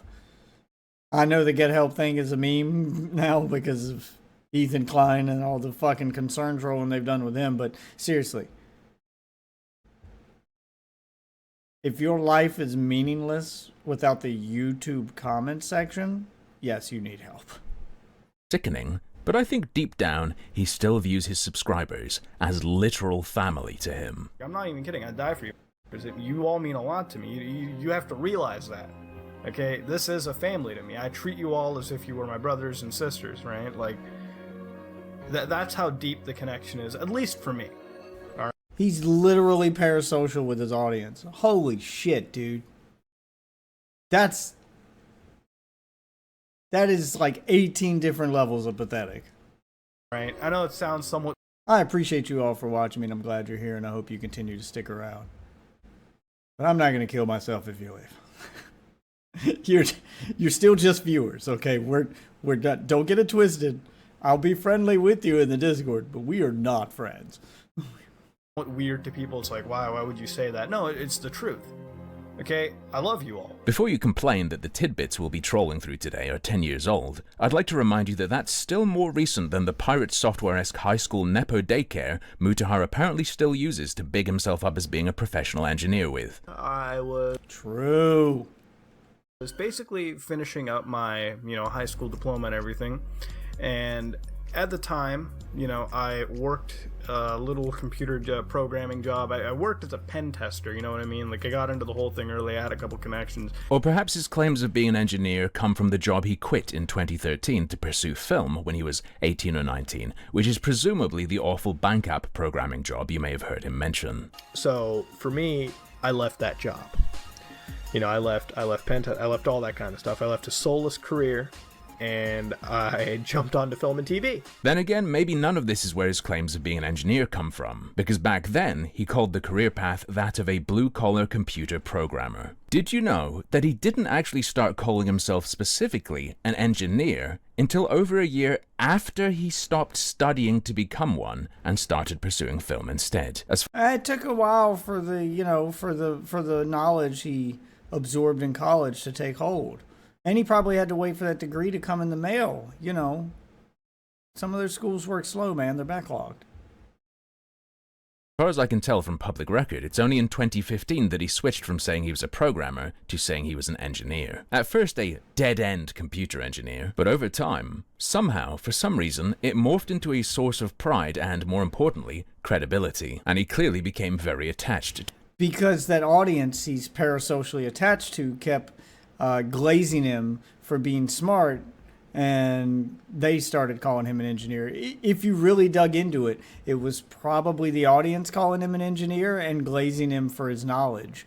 So he started claiming it. And the more he claimed it, the smarter they thought he was. And yeah, it was like a cycle that fed into itself, if I had to take a guess. To the title. I'm an engineer. I'm a fucking engineer. I'm a goddamn engineer. I'm an engineer. I'm a fucking engineer. I'm an engineer. I'm only an engineer. Okay, I'm an engineer. I'm an engineer. I'm just an engineer. I'm an engineer. I'm just a fucking engineer. I'm a goddamn engineer. I'm a fucking engineer. I'm an engineer. I'm an engineer. As an engineer, being an engineer, I have to tell you as an God, seeing this again, just like back to back, you realize how many times he actually said it. Holy fuck, dude. engineer. I'm just a dumb engineer as an engineer. My engineer asked, but as an engineer, so I'm just a fucking dumb fucking engineer. Like I told her, like, I'm an engineer. But I'm an engineer. As an engineer, I'm an engineer. As somebody that is an engineer, as an engineer. I'm saying I'm the number one engineer as an engineer. As an engineer, right? As an engineer, I'm just an engineer. Speaking of somebody that is an engineer, I'm an engineer. I'm an engineer. It would seem that the further he gets from being an engineer, the more of an engineer he becomes. I have to agree with Nicandros that it looks very strange. It looks even stranger though, if you happen to be aware that in 2014 he made a video where he claims to have worked in video editing, film and TV for 4 years. If you don't know, I work in the video editing industry and I work in film and television in general, and in there I get a lot of work. What does in general mean? Oh, it means he does YouTube videos. Got it. Thank God. I'm a kind of guy who hasn't had a vacation in about 4 years now, because even if I try to have a vacation, I always end up bringing work with me, and you know, while I do have a good time, I do end up working constantly. So for 4 years, I have been pretty much working the whole same job. And that job, 4 years, 2014. So you were doing that since 2010, 2 years before you normally tell us you started to get interested in editing to begin with. I'll put this one down to him having a stroke or something. He's not the most coherent speaker at the best of times, but he's not good with numbers. Is at least one genuine issue with his career in editing and film that I noticed. Why would he be good with numbers? He's just a stupid engineer. You may not have known that Mutahar has a very strong connection to Japan. In August of 2015, he let everyone know that he— What? The guy who likes lolly has a strong connection to Japan? No, I wouldn't have guessed. He lived there at some point. For those of you who don't know, I used to actually, primarily work and operate in Japan. Dun dun dun dun dun dun Mutahar. Sorry. And man, when I lived over there, Japan's a really interesting place, alright? He's also visited many times for work. Mutahar has made some videos where he talks— Oh no, did he go to the same forest that Logan Paul went to? We know what happens when influencers visit Japan. About real spooky experiences he's had. Oh no, I was fucking joking. Don't tell me he actually went to the forest. One of those being when he heard footsteps in Japan. In that video, he also talks about his work there. Okay, just hearing footsteps. Okay, I thought you were going to say he went to the suicide forest. Explains he went to make a documentary on Aokigahara Forest. Or maybe he did. Wait, is that the same forest? Hold on. What did he say? Aokigahara? Name of Japan's suicide forest. Oh, nope, that's the one. Okay, yep, he did go to that one. Never mind. Okay, I was joking, but he actually did go to the... Jesus, what is it with influencers going to the forest, dude? And he's going to tell some ghost story about how... I guess he didn't get to actually see a body like Logan Paul, so he's just going to claim he heard footsteps or some unprovable thing. Because, you know, he's got to clickbait those views. I go to Japan. I have work in Japan annually that I do. It's, if you guys don't know what I do for a living, it's video editing and whatnot, and I work on production work. Now, in Japan, there is a forest called Aokigahara Forest. Now, I'm on there doing a shoot. It's sort of like a documentary-esque look into Aokigahara Forest. He tells us that he had to trek through that forest, and that he came across clothing which he picked up. So, as we're trekking through the forest, I come across clothing. Now, the guy who's coming with us, who basically shows us the forest and navigates us through it, tells me that it's fresh. Incredibly sad sight to bear. And I picked it up and I held it for a little bit and I, soaked it all in. It might be tempting to assume because he's telling a ghost story that this is completely made up. Not completely, but probably grossly exaggerated, I would say. I mean, that's how ghost stories work. But it's not a fantastical story, it's his IRL ghost stories. And all that happened was he heard some footsteps and got scared. It is presented as truth. And he actually talks about his visit again 3 years. I wouldn't say a ghost story is 100% presented as truth. It's like when a movie is based on a true story. It's going to be pretty far from what actually happened. They're going to make it cinematic. And yeah, there's truth to it in that the people really exist and one of the events in the movie might have actually happened, but all the stuff leading up to it and around it are probably exaggerated. And that's what's probably happened here. Years later, in 2018, when he condemns Jake Paul for his Aokigahara video, and he says something interesting. Me personally, I have a little bit of history to this, and the reason I'm making this video is because I've been to the same forest, Aokigahara Forest in Japan. It is a very ethereal place, a place where a lot of people die. And what does he say he did there? Me visiting there at one point in my life, it is a very interesting place. I never had the entire intention to film it, never did. He never intended to film there, and he never did film there. When you were there, as you told us before, to film a documentary-esque video on the forest. But he's not the one filming it. He didn't intend to film there. The documentary crew did, and they were the ones filming. See, you're not listening to what he's saying, Harmful Opinions. It's that semantics argument again. But I've never seen any dead body, never seen it, but then again, I never really ventured too far into it. I got to see it firsthand. You never ventured too far in to the forest you said 3 years ago you trekked through with a small crew. To be fair, he is consistent about never seeing a dead body, which he said before he, would have buried. Thankfully, the good part about... Okay, first of all, no, you wouldn't. Second of all, would that even... I'm pretty sure you could probably get into some legal trouble if you find a body, disturb the body, and bury it when you should be reporting it to authorities. If you find a dead body, no matter what country you're in, this is probably a good rule of thumb, is if you run across a dead body, do not disturb it. Go get the authorities and tell them where it's at.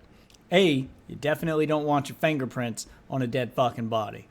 Okay? Don't touch it. Don't go near it. Find it, see it, poke it with a stick, make sure it is dead. If it's dead, go get someone else to handle it. Don't go try to bury it so you give it a proper burial or mess with a fucking dead body, kids. About the story is we never came across that body. And it's also sad in a way, too, because if I did, I'd definitely give it a fucking burial and whatnot. No! Do the exact opposite of everything he's about to say if you ever come across a dead body. Dude, honor the dead and shit. Nevertheless, at least one of these stories must be a lie. I would suggest there's a hint about which one in this bizarre phrasing. I never had the entire intention to film it, never did. Never had the entire intention to film it? And the fact that telling people about how you messed around with the clothing of people who recently killed themselves wouldn't be a good look in a video condemning Jake Paul for his lack of respect. Engineer or not, he's certainly told at least one lie about his film career. Anyway, enough. Yeah, I don't think any of that actually happened. I think it was all a virtue signal. I think that the finding the clothes and stuff was a good spooky story that you exaggerated. Then the Jake Paul thing happened and you realized how bad that made you look just as disrespectful as him. So you make up the story about how you would bury a body and go to do the virtue signal because you got to let people know that you're not, that no, me finding the clothes is different than finding an actual dead body. I think it was all a virtue signal. I don't think you found any clothes. I think you walked through the woods. Maybe you heard some footsteps and got scared, or maybe you made that part up too. And everything else was made up and fantastical and exaggerated, you know, for the sake of telling a ghost story, which is fine. That's how all ghost stories work. But, you know, Logan Paul actually going there and finding all the stuff you talk about like a week later wasn't a good look. So you had to do something you had to do some damage control. You were worried about the optics. Enough of that for now. Let's get back to the claims of being an engineer. While these days he simply peppers his questionable qualification into any coverage he can, a decade ago he was much naughtier, in a way that seems to have never been addressed. Many people don't care if some guy on YouTube is saying he's an engineer, even if he really can't rightfully use that title. But he's done something a bit more than that, a bit more specific. Let's read through an old Some Ordinary Gamer's Facebook post. Out of the hundreds of videos I have made, I personally felt really proud of this one due to the methods of filming it and the finesse I put into making this one. I put finesse in everything, but this video speaks to me personally. As an engineer. Let's get a taste of this masterpiece. Power this thing on, and you come across a set of flashing lights over here, and you got beautiful audio engineering, sophisticated framing. Before my whole YouTube channel, I worked in the tech and cybersecurity industry. Cybersecurity industry? Ah yes, the high school job he got from having connections. You'd certainly guess that means something else from reading this though, without that context. Wouldn't you? One of my highlights was being able— it's a Carl Jobs lie by omission to imply a thing and then pretend like you didn't mean to imply the thing. To test stuff like this. It makes me feel alive, knowing that I can use this YouTube channel not just to share creepypastas, but my love of tech from time to time. This will not be a common trend of videos. Every once in a while I do stuff like this because it makes me feel really alive. Doing an unboxing like this from a company I follow and hold dear to me as a tech enthusiast, I feel honored to be the few to do this, and you all are to thank for it. I would not be here if it wasn't for you awesome people. I personally teared up editing this video because for the first time I've been supported by caring and loving people. And to be at a milestone like this in my— Wow. Hope your parents don't see this. life shows that I have the best family a guy could ask for. I wouldn't change anything for the world, and I will always be your— Treats his YouTube channel like it's fucking Olive Garden. When you're here, you're family. or same lovable goof. For those who have been here since the beginning or just a few seconds ago, thank you for changing this person's life and making it so much more enjoyable than what it used to be. When all this is said and done, I hope... I mean, some of that's fine. Like, it's fine to thank your audience, especially if you are privileged enough to be able to do YouTube as a job, which is so weird that you're thanking your audience and making a big deal out of it, but also telling them, I don't do this as a job, it's a hobby. I can take it or leave it. So which is it? Is it the most important thing in the world to you, or is it just some hobby you can quit at any time because, you know, that's how hobbies work? Hobbies are those things you sideline when real life happens and you need to, you know, go to work or, you know, bills need to be paid. Like the hobbies, the thing you don't focus on. So weird. Statements like that make it sound like it is his job and he feels incredibly privileged to do it, which if it is the case, you should. And then you should thank your audience, because without your audience and their support, you're right, you wouldn't be able to do this job for a living. But then after thanking them, you tell them you don't do it for a living and basically they've accomplished nothing. So, okay. Other than his mental health, I guess. Hope you all know that despite the entertainment that I've provided you all, and for those who say I make them happy, you all have no idea just how happy each and every one of you make me. Thank you for supporting me and allowing me to do videos like this. Heart emoji. So what is this video he's talking about? It's an ad. Oh, just because he was sent something doesn't mean it's an ad, and it's even disclosed in the title that they sent it to him. No, it's a full-on ad. The disclosure of that fact is just hidden below the fold. Muta used his claim to be an engineer to pose as an expert while advertising for Intel. I myself used to be an engineer before I went to the video editing route. Now, as an engineer, I played around with the latest PC parts. Not only does he claim he was... I mean, I don't have a problem with anyone taking a sponsorship. And it is annoying to get one of those videos that's secretly an ad and they don't disclose that it's sponsored until the end of the fucking video, which I think YouTube changed their policies on. You can't do that anymore. But I've seen some skit channels I watch that do that. And then I think I'm about to see a cool video game skit and it's them talking about a mobile game and I think they're going to shit on it only for them to start telling me to download and play the game like halfway through. I'm like, oh, you guys aren't making fun of Raid Shadow Legends. You're shilling it. And then I click off of the video. Right? I don't think they can do that anymore. I think you have to say up front that the video is sponsored before you do the video. You can't like tack it onto the end or just like hide it in a fucking description somewhere where most people aren't going to see it. I think you have to be more transparent than that now. I think. I don't know. I don't have any sponsorships, so those aren't rules I've had to actually read up on. Was an engineer. He specifically states that his work as an engineer involved playing around with the latest PC parts. To big up Intel, the company that's sponsoring this video, he claimed to have direct expertise with parts like this. The two jobs I'm aware of him claiming to have had before he started YouTube were the high school penetration testing one and Giggity. Programming bank applications. I told you guys, I'm a guy who used to code bank applications. Really boring shit. Which one of those involved? I was a porn star. That's what my job title would be on paper. I do penetration testing. Then someone Googles it and it brings up a bunch of tech shit. That's how I'd hide my experience as a... See, this is called resume padding. Like I said, that's fine. I wouldn't go around public claiming I was, you know, doing that. But I was working in porn and needed to get out of the industry and go back to a real job. That's what I'd put on my resume. What have you done for the last 5 years? I was in penetration testing. You know, well, what's that? I can Google it. Both playing around with the latest processors and graphics cards. Oh, do you mean you did that in your own time while you were an engineer? Was testing. I had to test my unit by interfacing with another. But Muta, you like to brag about how little tech you had back then. I was editing stuff on this laptop and recording stuff here.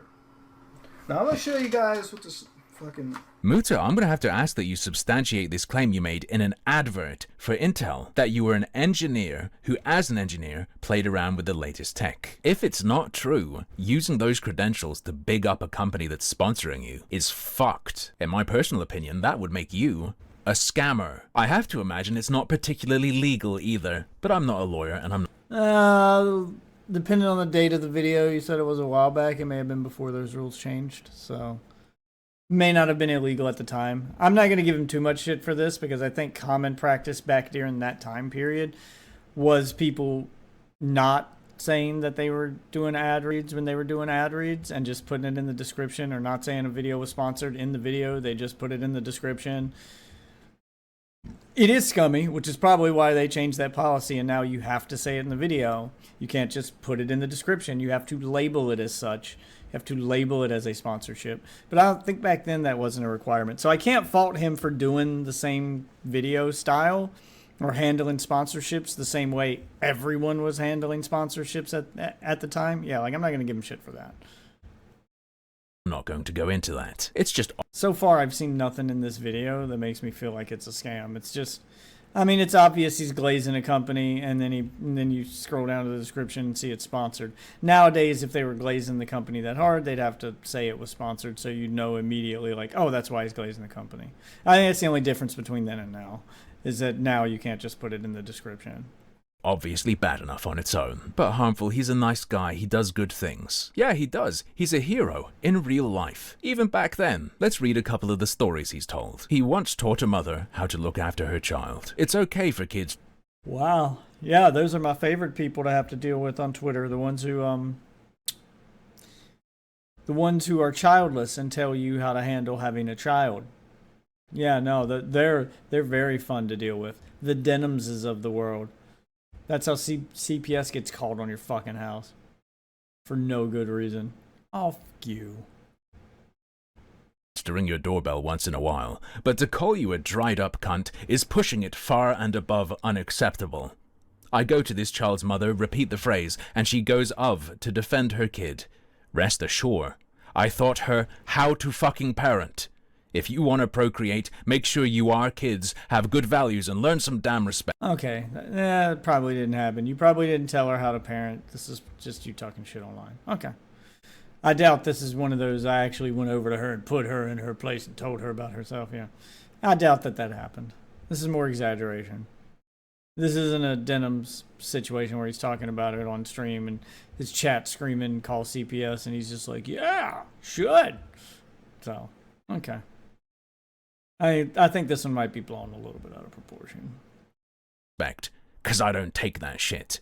Mutahar. Damn, Muta, you kicked that toddler's ass. But he's not just a stone-cold badass. He also has a heart of gold. He's a philanthropist. This may not be gaming related, but I feel it's something to share. This morning while coming home from my office, I saw a wealthy individual talking down to someone that was homeless, simply for the reason that he made more money and therefore was a better fit to society. I did everything to this man to shut him up, short of getting violent. What, did you let him sniff your poop spittoon? I've been at both ends of the spectrum, but I've never been homeless in my life. I suspect there's another spectrum you're on too, brother. The way some people treat others is absolutely horrible. No one is a better man or woman simply because they have more. So many factors go into that.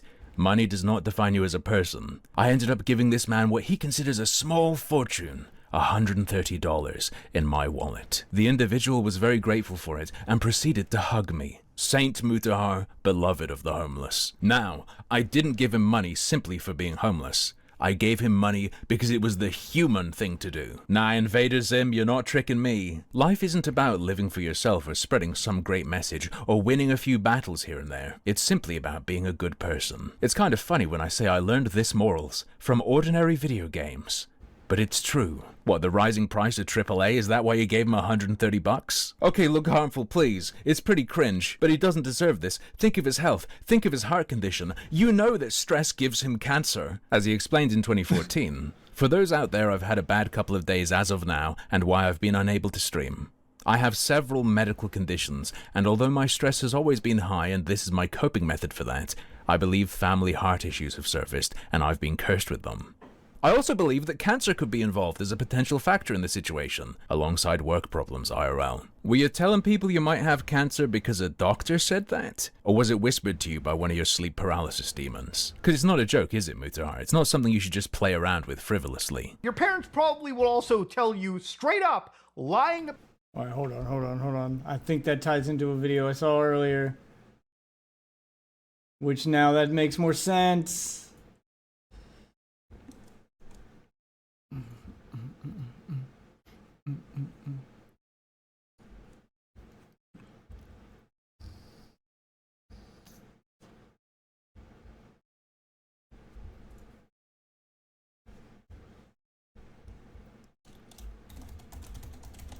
see if I can find it.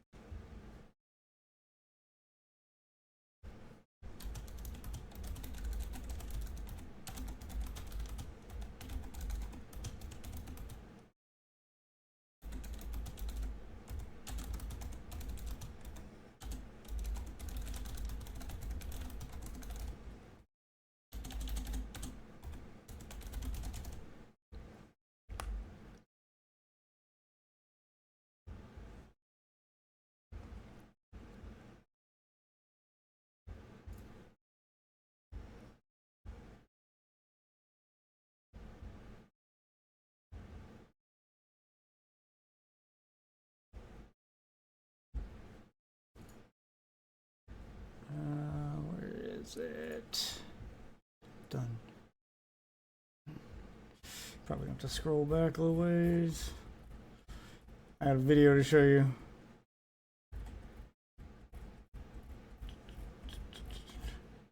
Which makes sense, because this guy was going on a rant, and I didn't realize it was about Mudahar at the time, so I kind of just glossed over it. Should have saved it. Where was it? Just scroll down now. How far back was it? I know I saw it earlier today while I was at work. I gotta start remembering to save stuff. I get a little 15-minute break at work, and I just try to scroll Twitter. There it is. There it is. Okay. Said fuck.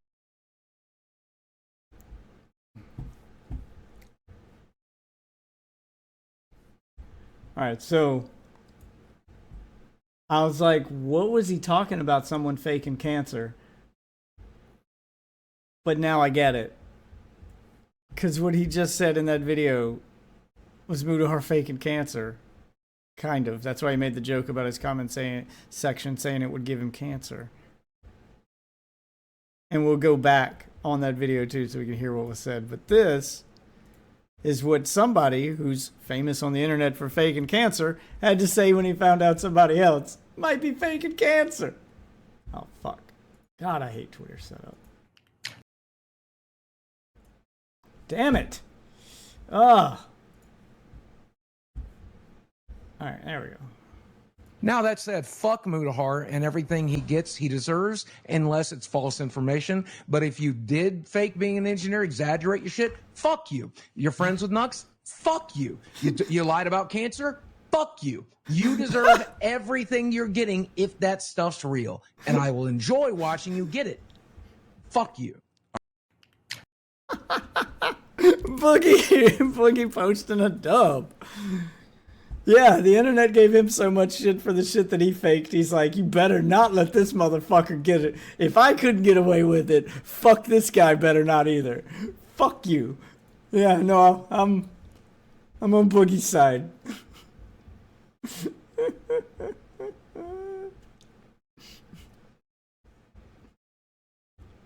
Oh my god.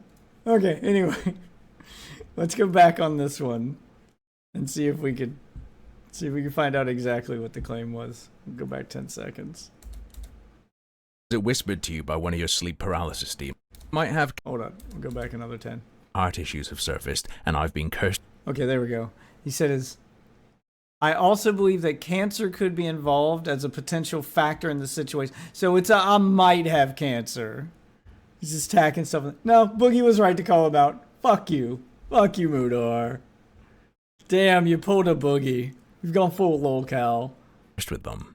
I also believe that cancer could be involved as a potential factor in the situation, alongside work problems IRL. Were you telling people you might have cancer because a doctor said that? Or was it whispered to you by one of your sleep paralysis demons? Because it's not a joke, is it, Mutahar? It's not something you should just play around with frivolously. Boogie would know. Your parents probably will also tell you straight up, lying about having cancer is like evil bad, okay? Like, god damn. Uh-huh, it is. It is. Maybe you shouldn't have used that word. Maybe you shouldn't have even have been implied that cancer might be involved if you don't have a diagnosis. Maybe just don't say the word cancer if you don't know if you have cancer. If you believe in a god and the devil, you know that this shit is alone enough to send you down to fucking hell and burned there. That's how bad this situation is. To be fair, unlike Boogie, he didn't say he did have cancer. He just floated that possibility out there to the... He implied it. ...world for sympathy. And it can be scary. A couple years back, I had to have a scan done, which cleared up there wasn't a problem, but I was spooked, and I talked about it. I talked about what my doctor said in the test I was getting. I didn't say, I believe cancer could be involved in why I feel bad. That would be fucking weird. Mutahar, I mean, it's a reasonable fear if you have a scare, and I can see why someone would say it, but obviously saying it publicly, the first thing people are going to get is that you're downplaying the cancer you have, and you might actually have cancer. Yeah, you're just going to scare more people. So you keep that close to the chest until you know for sure. And then you talk about it afterward as I thought I had it at the time, but thankfully I don't. That's acceptable. But when it's happening, you keep that shit close to the chest and you wait for the diagnosis. did you have a good reason to say you thought cancer was involved? Or did you just throw it out there for giggles? Careful bringing up the big C word. Sunground Studios might try to make friends with you. You know, you actually remind me of him. Not because you're brown, because of the suit. Did he just call Nintendo the C word? I'll allow it. No racism here, no Islamophobia, not even going to mention the now deleted meeting with Al-Qaeda video. I don't know what's in that. Probably just an engineering conference. Wait, what? You had a meeting with Al-Qaeda? The fuck is happening? Yeah, this stuff's old, but you can't just gloss over this shit. It's new to me. How old's the stuff he was using just last month to claim engineering credentials? And it's not like he has a degree, is it? His cybersecurity background is a high school nepo job. Remind you of anyone else? He wants to live in I'm not the only one that made the connection. the past. I'm merely obliging. And not only that, this is the foundation of his channel. This is the basis of his internet presence. When you see the die-hard fans who love him no matter what, been there from the start, the first million, it's because they've been told he'd die for them, that he loves them, that they're his family. Literally. Disgusting. And this is just what can be found from a brief scan of his career yesterday morning, so I'd have some idea who Mutahar is. Alright, so that's the end of that one. Alright, so that's him catching up on the one we just saw. Where's the, don't say the N-word, yeah, that's it. Okay, this is one where he apparently started privating his videos? And then you will skip over the apology, because I'm hoping he doesn't bring the Air Force stuff up in the apology, but I don't remember too many claims being mentioned about him being in the Air Force, other than he thought about joining once and then didn't. Ladies and gentlemen, Mutahar has responded to controversy again. And again you will ask, where? He hasn't made a tweet, he hasn't posted a video. And once again I will say, exactly. This time he's dipped into his video engineering expertise and has made at least one video I cited a clip from disappear. IRL Ghost Stories, Tokyo's stalking ghost, is now private, when it wasn't before my video went up. Did you enjoy watching it, Muta? It's a funny thought, but he probably just had someone mention it to him. The video, by the way, is available in full on the Wayback Machine. It's just a story about how when he worked in Japan for a little while, he heard some footsteps and it scared him. He claims in that vid he went to Aokigahara Forest to film, and then I pointed out that a few years later in a video he stated he went to Aokigahara Forest, but without the intention to film. Pretty small thing, but apparently big enough. He pointed out an inconsistency, which apparently was big enough to make him private the video.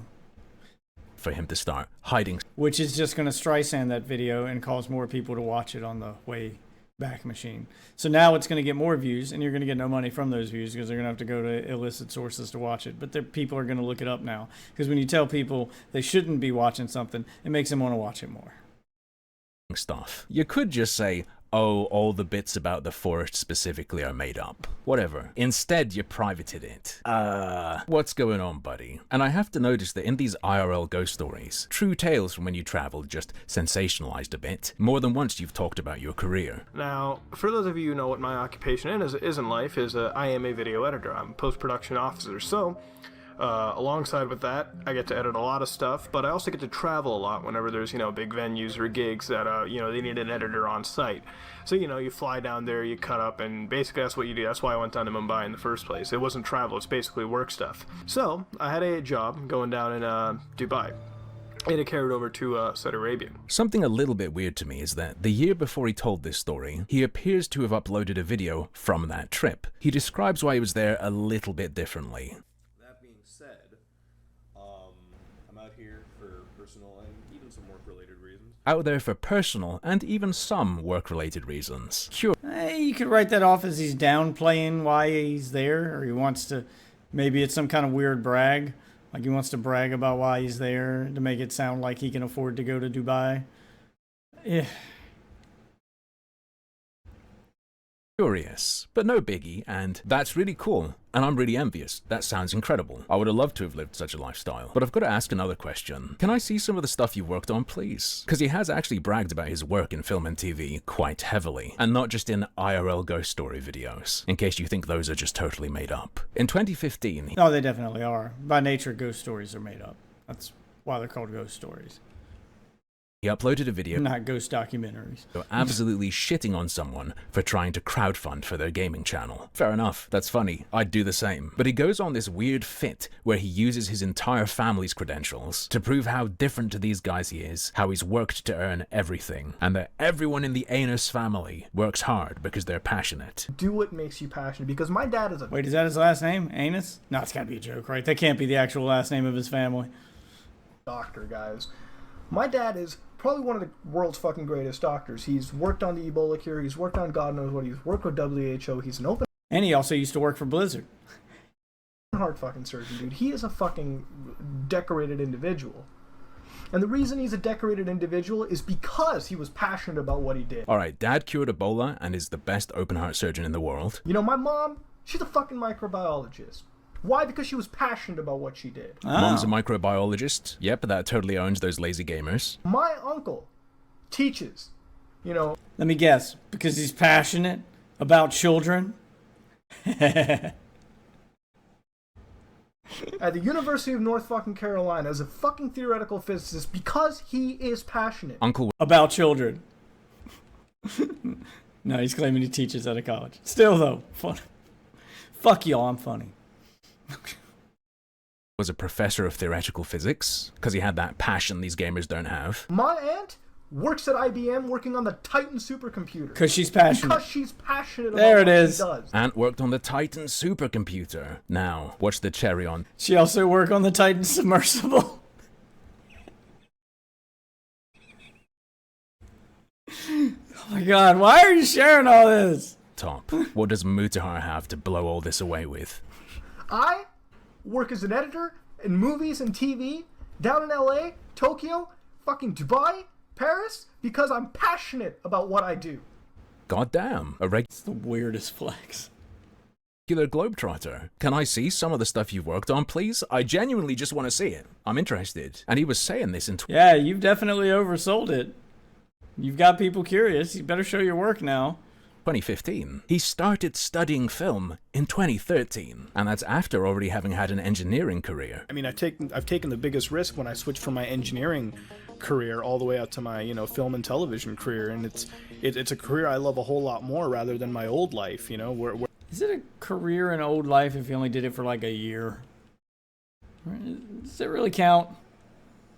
Whereas I was living really in a dead-end job. How'd you pull it off? Do you just have cracked connections? Genuinely would just love to know. It seemed like you've done something. You got these Make-A-Wish looking pics of yourself at an audio console, saying that's you at work. I see you mentioned back in 2014 being on set and unable to stream. You posted the next day about being done with the shoot and shared a picture, but you let people know later that's just from a student production. Oh, that's me. We were filming. That's actually from a student production that I was doing in school. So whatever, I'm guessing it's not going to be something you want to show off. But in 2015, when you were bragging to put someone else down, you did show something off. A YouTube video, you, the man who flies all the way around the world to work as a post-production officer on film and TV, were proud of. Remember, he popped off with this. I work as an editor in movies and TV down in LA, Tokyo, fucking Dubai, Paris, because I'm passionate about what I do. And then he shows an example of recent work on YouTube he's really proud of and had to work very hard on. I wanted to kind of make it like a really popular, not like a popular one, but like a popular like looking one. You know how they have it all professionally made, right? You know, with like a lot of effort put in. I didn't fucking sit together and just half-ass out a top 10 list. No, I sat there for like 2 or 3 days non-stop, and this video is going to show recording it, editing it, putting it together, because I wanted to reach the top, and I wanted to fucking put myself You know, I wanted to Prepare yourself here, okay? make something.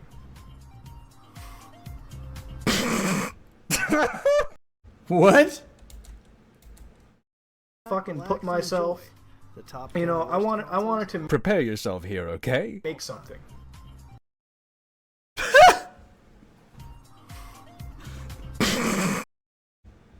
Somebody discovered iMovie.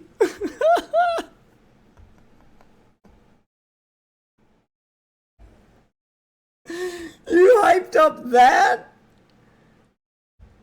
Dude, I've been editing for all of like 3 months. And I suck at it. And I can do better transitions than that. Here, have a look at one. Made it myself. There you go. Jesus Christ. I think I accidentally changed the changed the where we were on the video. You certainly were not being flown around based on your talents. And even after that, you would use your credentials as a video editor to bolster your arguments and points. Now, ladies and gentlemen, And I wanted to Yeah, I definitely skipped ahead. Sorry. Get carried away showing off the transition I taught myself to do over the course of a few months. And that's the extent of my video editing, is learning how to make a transition and make some clips. And it looks better than this thing he spent an entire stream like hyping up here with a degree. to fucking Watch this shit. put myself. You know, I wanted to Prepare yourself here, okay? make Here it comes. something. This is the kind of passion and talent that gets you flown out to Tokyo, Mumbai, LA, Dubai. And causes epilepsy. And I enjoyed making it. I fucking enjoyed every second of making it. God, it made his dick hard. He fucking enjoyed that shit because he's passionate. Urgh! Love epilepsy.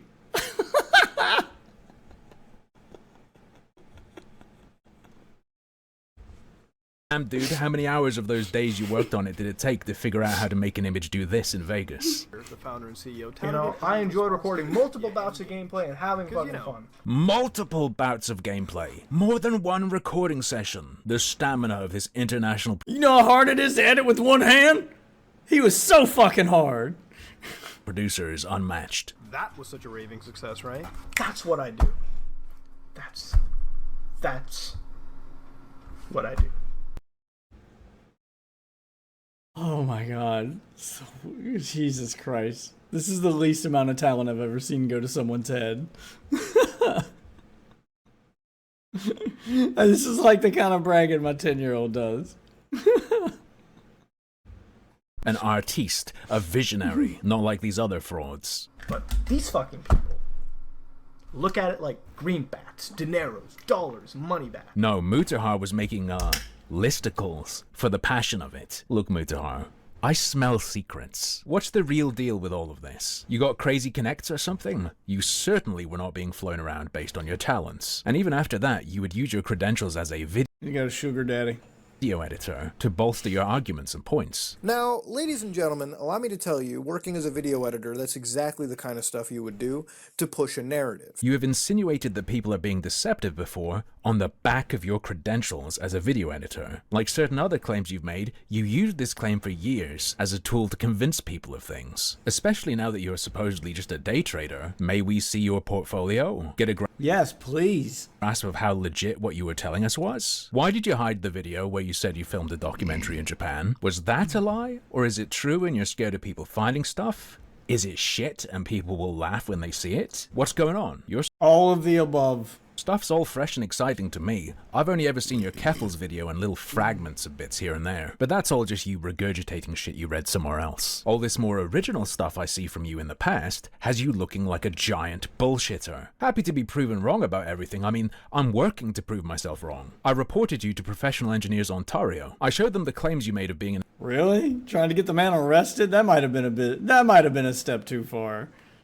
engineer, and I showed them stuff like the ad you did for Intel where you claimed to have been an engineer and talked about testing hardware in the accompanying Facebook post. They got back to me and asked for evidence that you live in Ontario. I've given it to them, and I guess eventually we'll find out if it's an issue or not. Okay, now you might be going into the realm of online stalking. You weren't in the last video, but this might be a bit much. See, I'm not just a hater, I'm testing claims other people have made. If they're wrong about it being Yeah, and Tucker Carlson was just asking questions, bro. illegal, I'll make sure everyone knows what goes down. If they're right about it being illegal, maybe you shouldn't have blocked people from saying engineer because it's actually you who can't say it. I genuinely don't know which is true though, which is why I asked the experts. Take it easy, see you next time. Alright, this has got to be the video that he's got to apologize for, because I think he might have crossed the line right there. I think that might have been a bit too much. I do not support going after people's jobs or trying to get them arrested because of shit they said online. If you want to laugh at a lolcow, laugh at a lolcow, but we all know the rules to engaging with lolcows, which is don't touch the poo. You can point at it and laugh, but don't touch it. Don't fuck with it. Just enjoy it from the sidelines. Don't tap the glass. Alright, let's see what the apology's about. A joke, considering it's the first thing I've uploaded since Mudahar's response to recent drama, but I assure you it is absolutely not. I'd like to apologize unreservedly to Mutahar of Some Ordinary Gamers and Ryan of Nexpo, as well as you, the viewer. This video has not been prompted in any way by any third party. I just decided this evening to check for information in a couple places I didn't, and it turns out I screwed the pooch. I went full retard. I did exactly what I would tear someone else apart for. I got a few pieces that seemed like they fit together, and instead of continuing to check and make sure, I boldly threw what I had out there, and even laughed at other people, when this time, I'm the joke. A link to my previous video with corrections in the description can be found below, but I'll summarize the problems here to try my best to correct what I've done wrong. I shared a clip of Mutahar talking about making out with his friend Ryan at his friend Kyle's wedding while he— Okay, that one must be in one of the other videos. I didn't see that one, but we'll just go with it. I'm not watching any more of his videos. I think we've watched enough already. I was just trying to get context. He was in a relationship with a woman who was unhappy about that happening. I also shared a clip of Mutahar talking to Ryan of Nexpo about making out or potentially sucking his dick because he is so blackout drunk he won't remember it. Confirmation bias got the better of me. I went, okay, light bulb, that's the Ryan. However, having taken more time to look into it, which I should have before publishing a video, I no longer think that's clear and think there may be a different Ryan, who I found mentioned in older videos. Additionally, I said I suspected Kyle's wedding where this gay cheating occurred was a 2019 wedding that Mutahar had mentioned in a video. This is absolutely not the case, and Kyle's wedding occurred in 2017, further supporting the idea that the Ryan Mutahar made out with while having a girlfriend may not have been Nexpo, unless Mutahar knew him somehow before he started doing YouTube, which I haven't seen to be the case. Additionally, I showed a clip of Mutahar talking to Dr. K about a girlfriend he'd had who was supposedly terminally ill, having end-of-life care with serious heart conditions. I suggested this could have been the girlfriend he had at the time of Kyle's wedding, but now that I've found that details of Kyle's wedding actually are online, and it was in 2017, that must be incorrect. An absolute embarrassment. I don't know what I was doing not putting in the time I needed to, and I again apologize unreservedly. You got ahead of yourself. You got a juicy story, and you got blinded by the lulz. I thought he'd be apologizing for trying to get him arrested. I think he should probably give him an apology for that one too. I still think that's a bit too far, but yeah, this was you jumping the gun. It happens. To Mutahar of Some Ordinary Gamers and Ryan of Nexpo. I'm not sure how likely it is that either of you will see this, and I don't expect forgiveness given how intensely I went at and have been going at Mutahar, but I am genuinely ashamed of my lack of due diligence in this instance. Of course, actions speak louder than words. To demonstrate my remorse and my understanding of how badly I've failed here, not just with regard to the two public figures I've wronged, but also my duty to you, the audience, I will not be covering any further developments in this or anything to do with Some Ordinary Gamers, beyond looking at other people's coverage on stream, because given my terrible performance in that previous video, I don't think it's reasonable to expect anyone to trust me when I publish original coverage. It's good to check things yourself and you shouldn't trust blindly, but that's not the reality of how people watch YouTube. Trust is a major factor. I've been presenting myself in a way that I simply didn't live up to in that last video, and when someone pretends to be something they're not, it would be ridiculous and wrong just to expect everyone to overlook that. Should something worth talking about come up in future, it will have to be after I believe I've earned the right to expect your trust back. I will make no defense of my mistakes. There is no defense. It was simply wrong not to take the time I should have. I was cocky, aggressive, arrogant, and negligent. I deserve all of the mockery I directed at Mutahar in that last video, and more. And while I stand behind the videos before the last one, they cannot be weighed against these mistakes. You cannot say Sorry I did something wrong, but look at all this good I did. Good behavior doesn't buy you the right to do something wrong now and then. As a treat. If anything, it only makes it worse, because it means there's a bunch of stuff that's worthwhile that your mistake undermines people's ability to trust and want to engage with. I present myself as competent and having an eye for detail. I talk as if I'm better than those I'm covering, but in that last video, that was absolutely not the case. It might come across as weird that I'm saying so much, and I'm not trying to self-flagellate or something, but if I don't make it clear that I know everything I have to be sorry for, why on earth would you believe I'm sorry at all? Not to say it's merely about convincing you. In fact, I'm sure many of you do not care either way. You just like a video that'll give you a laugh. But it's not about you feeling offended or feeling wronged. It's about what I did being wrong. I am sorry for what I did wrong. And once again, I apologize unreservedly to Mutahar of Some Ordinary Gamers and Ryan of Nexpo. I respect that. I thought it was going to be some normal half-assed YouTuber apology, but he did what few do, and he just completely fucking owned it. He just completely fucking owned it and invited whatever fate will follow. And despite the fact that he could get a ton of views from continuing to make videos on it, he's not going to. So I wouldn't call it backing down. I expect him to eventually do it again, but yeah, you fucked up this story, so you're gonna take a knee, let other people have it, and completely own the mistake. I respect that.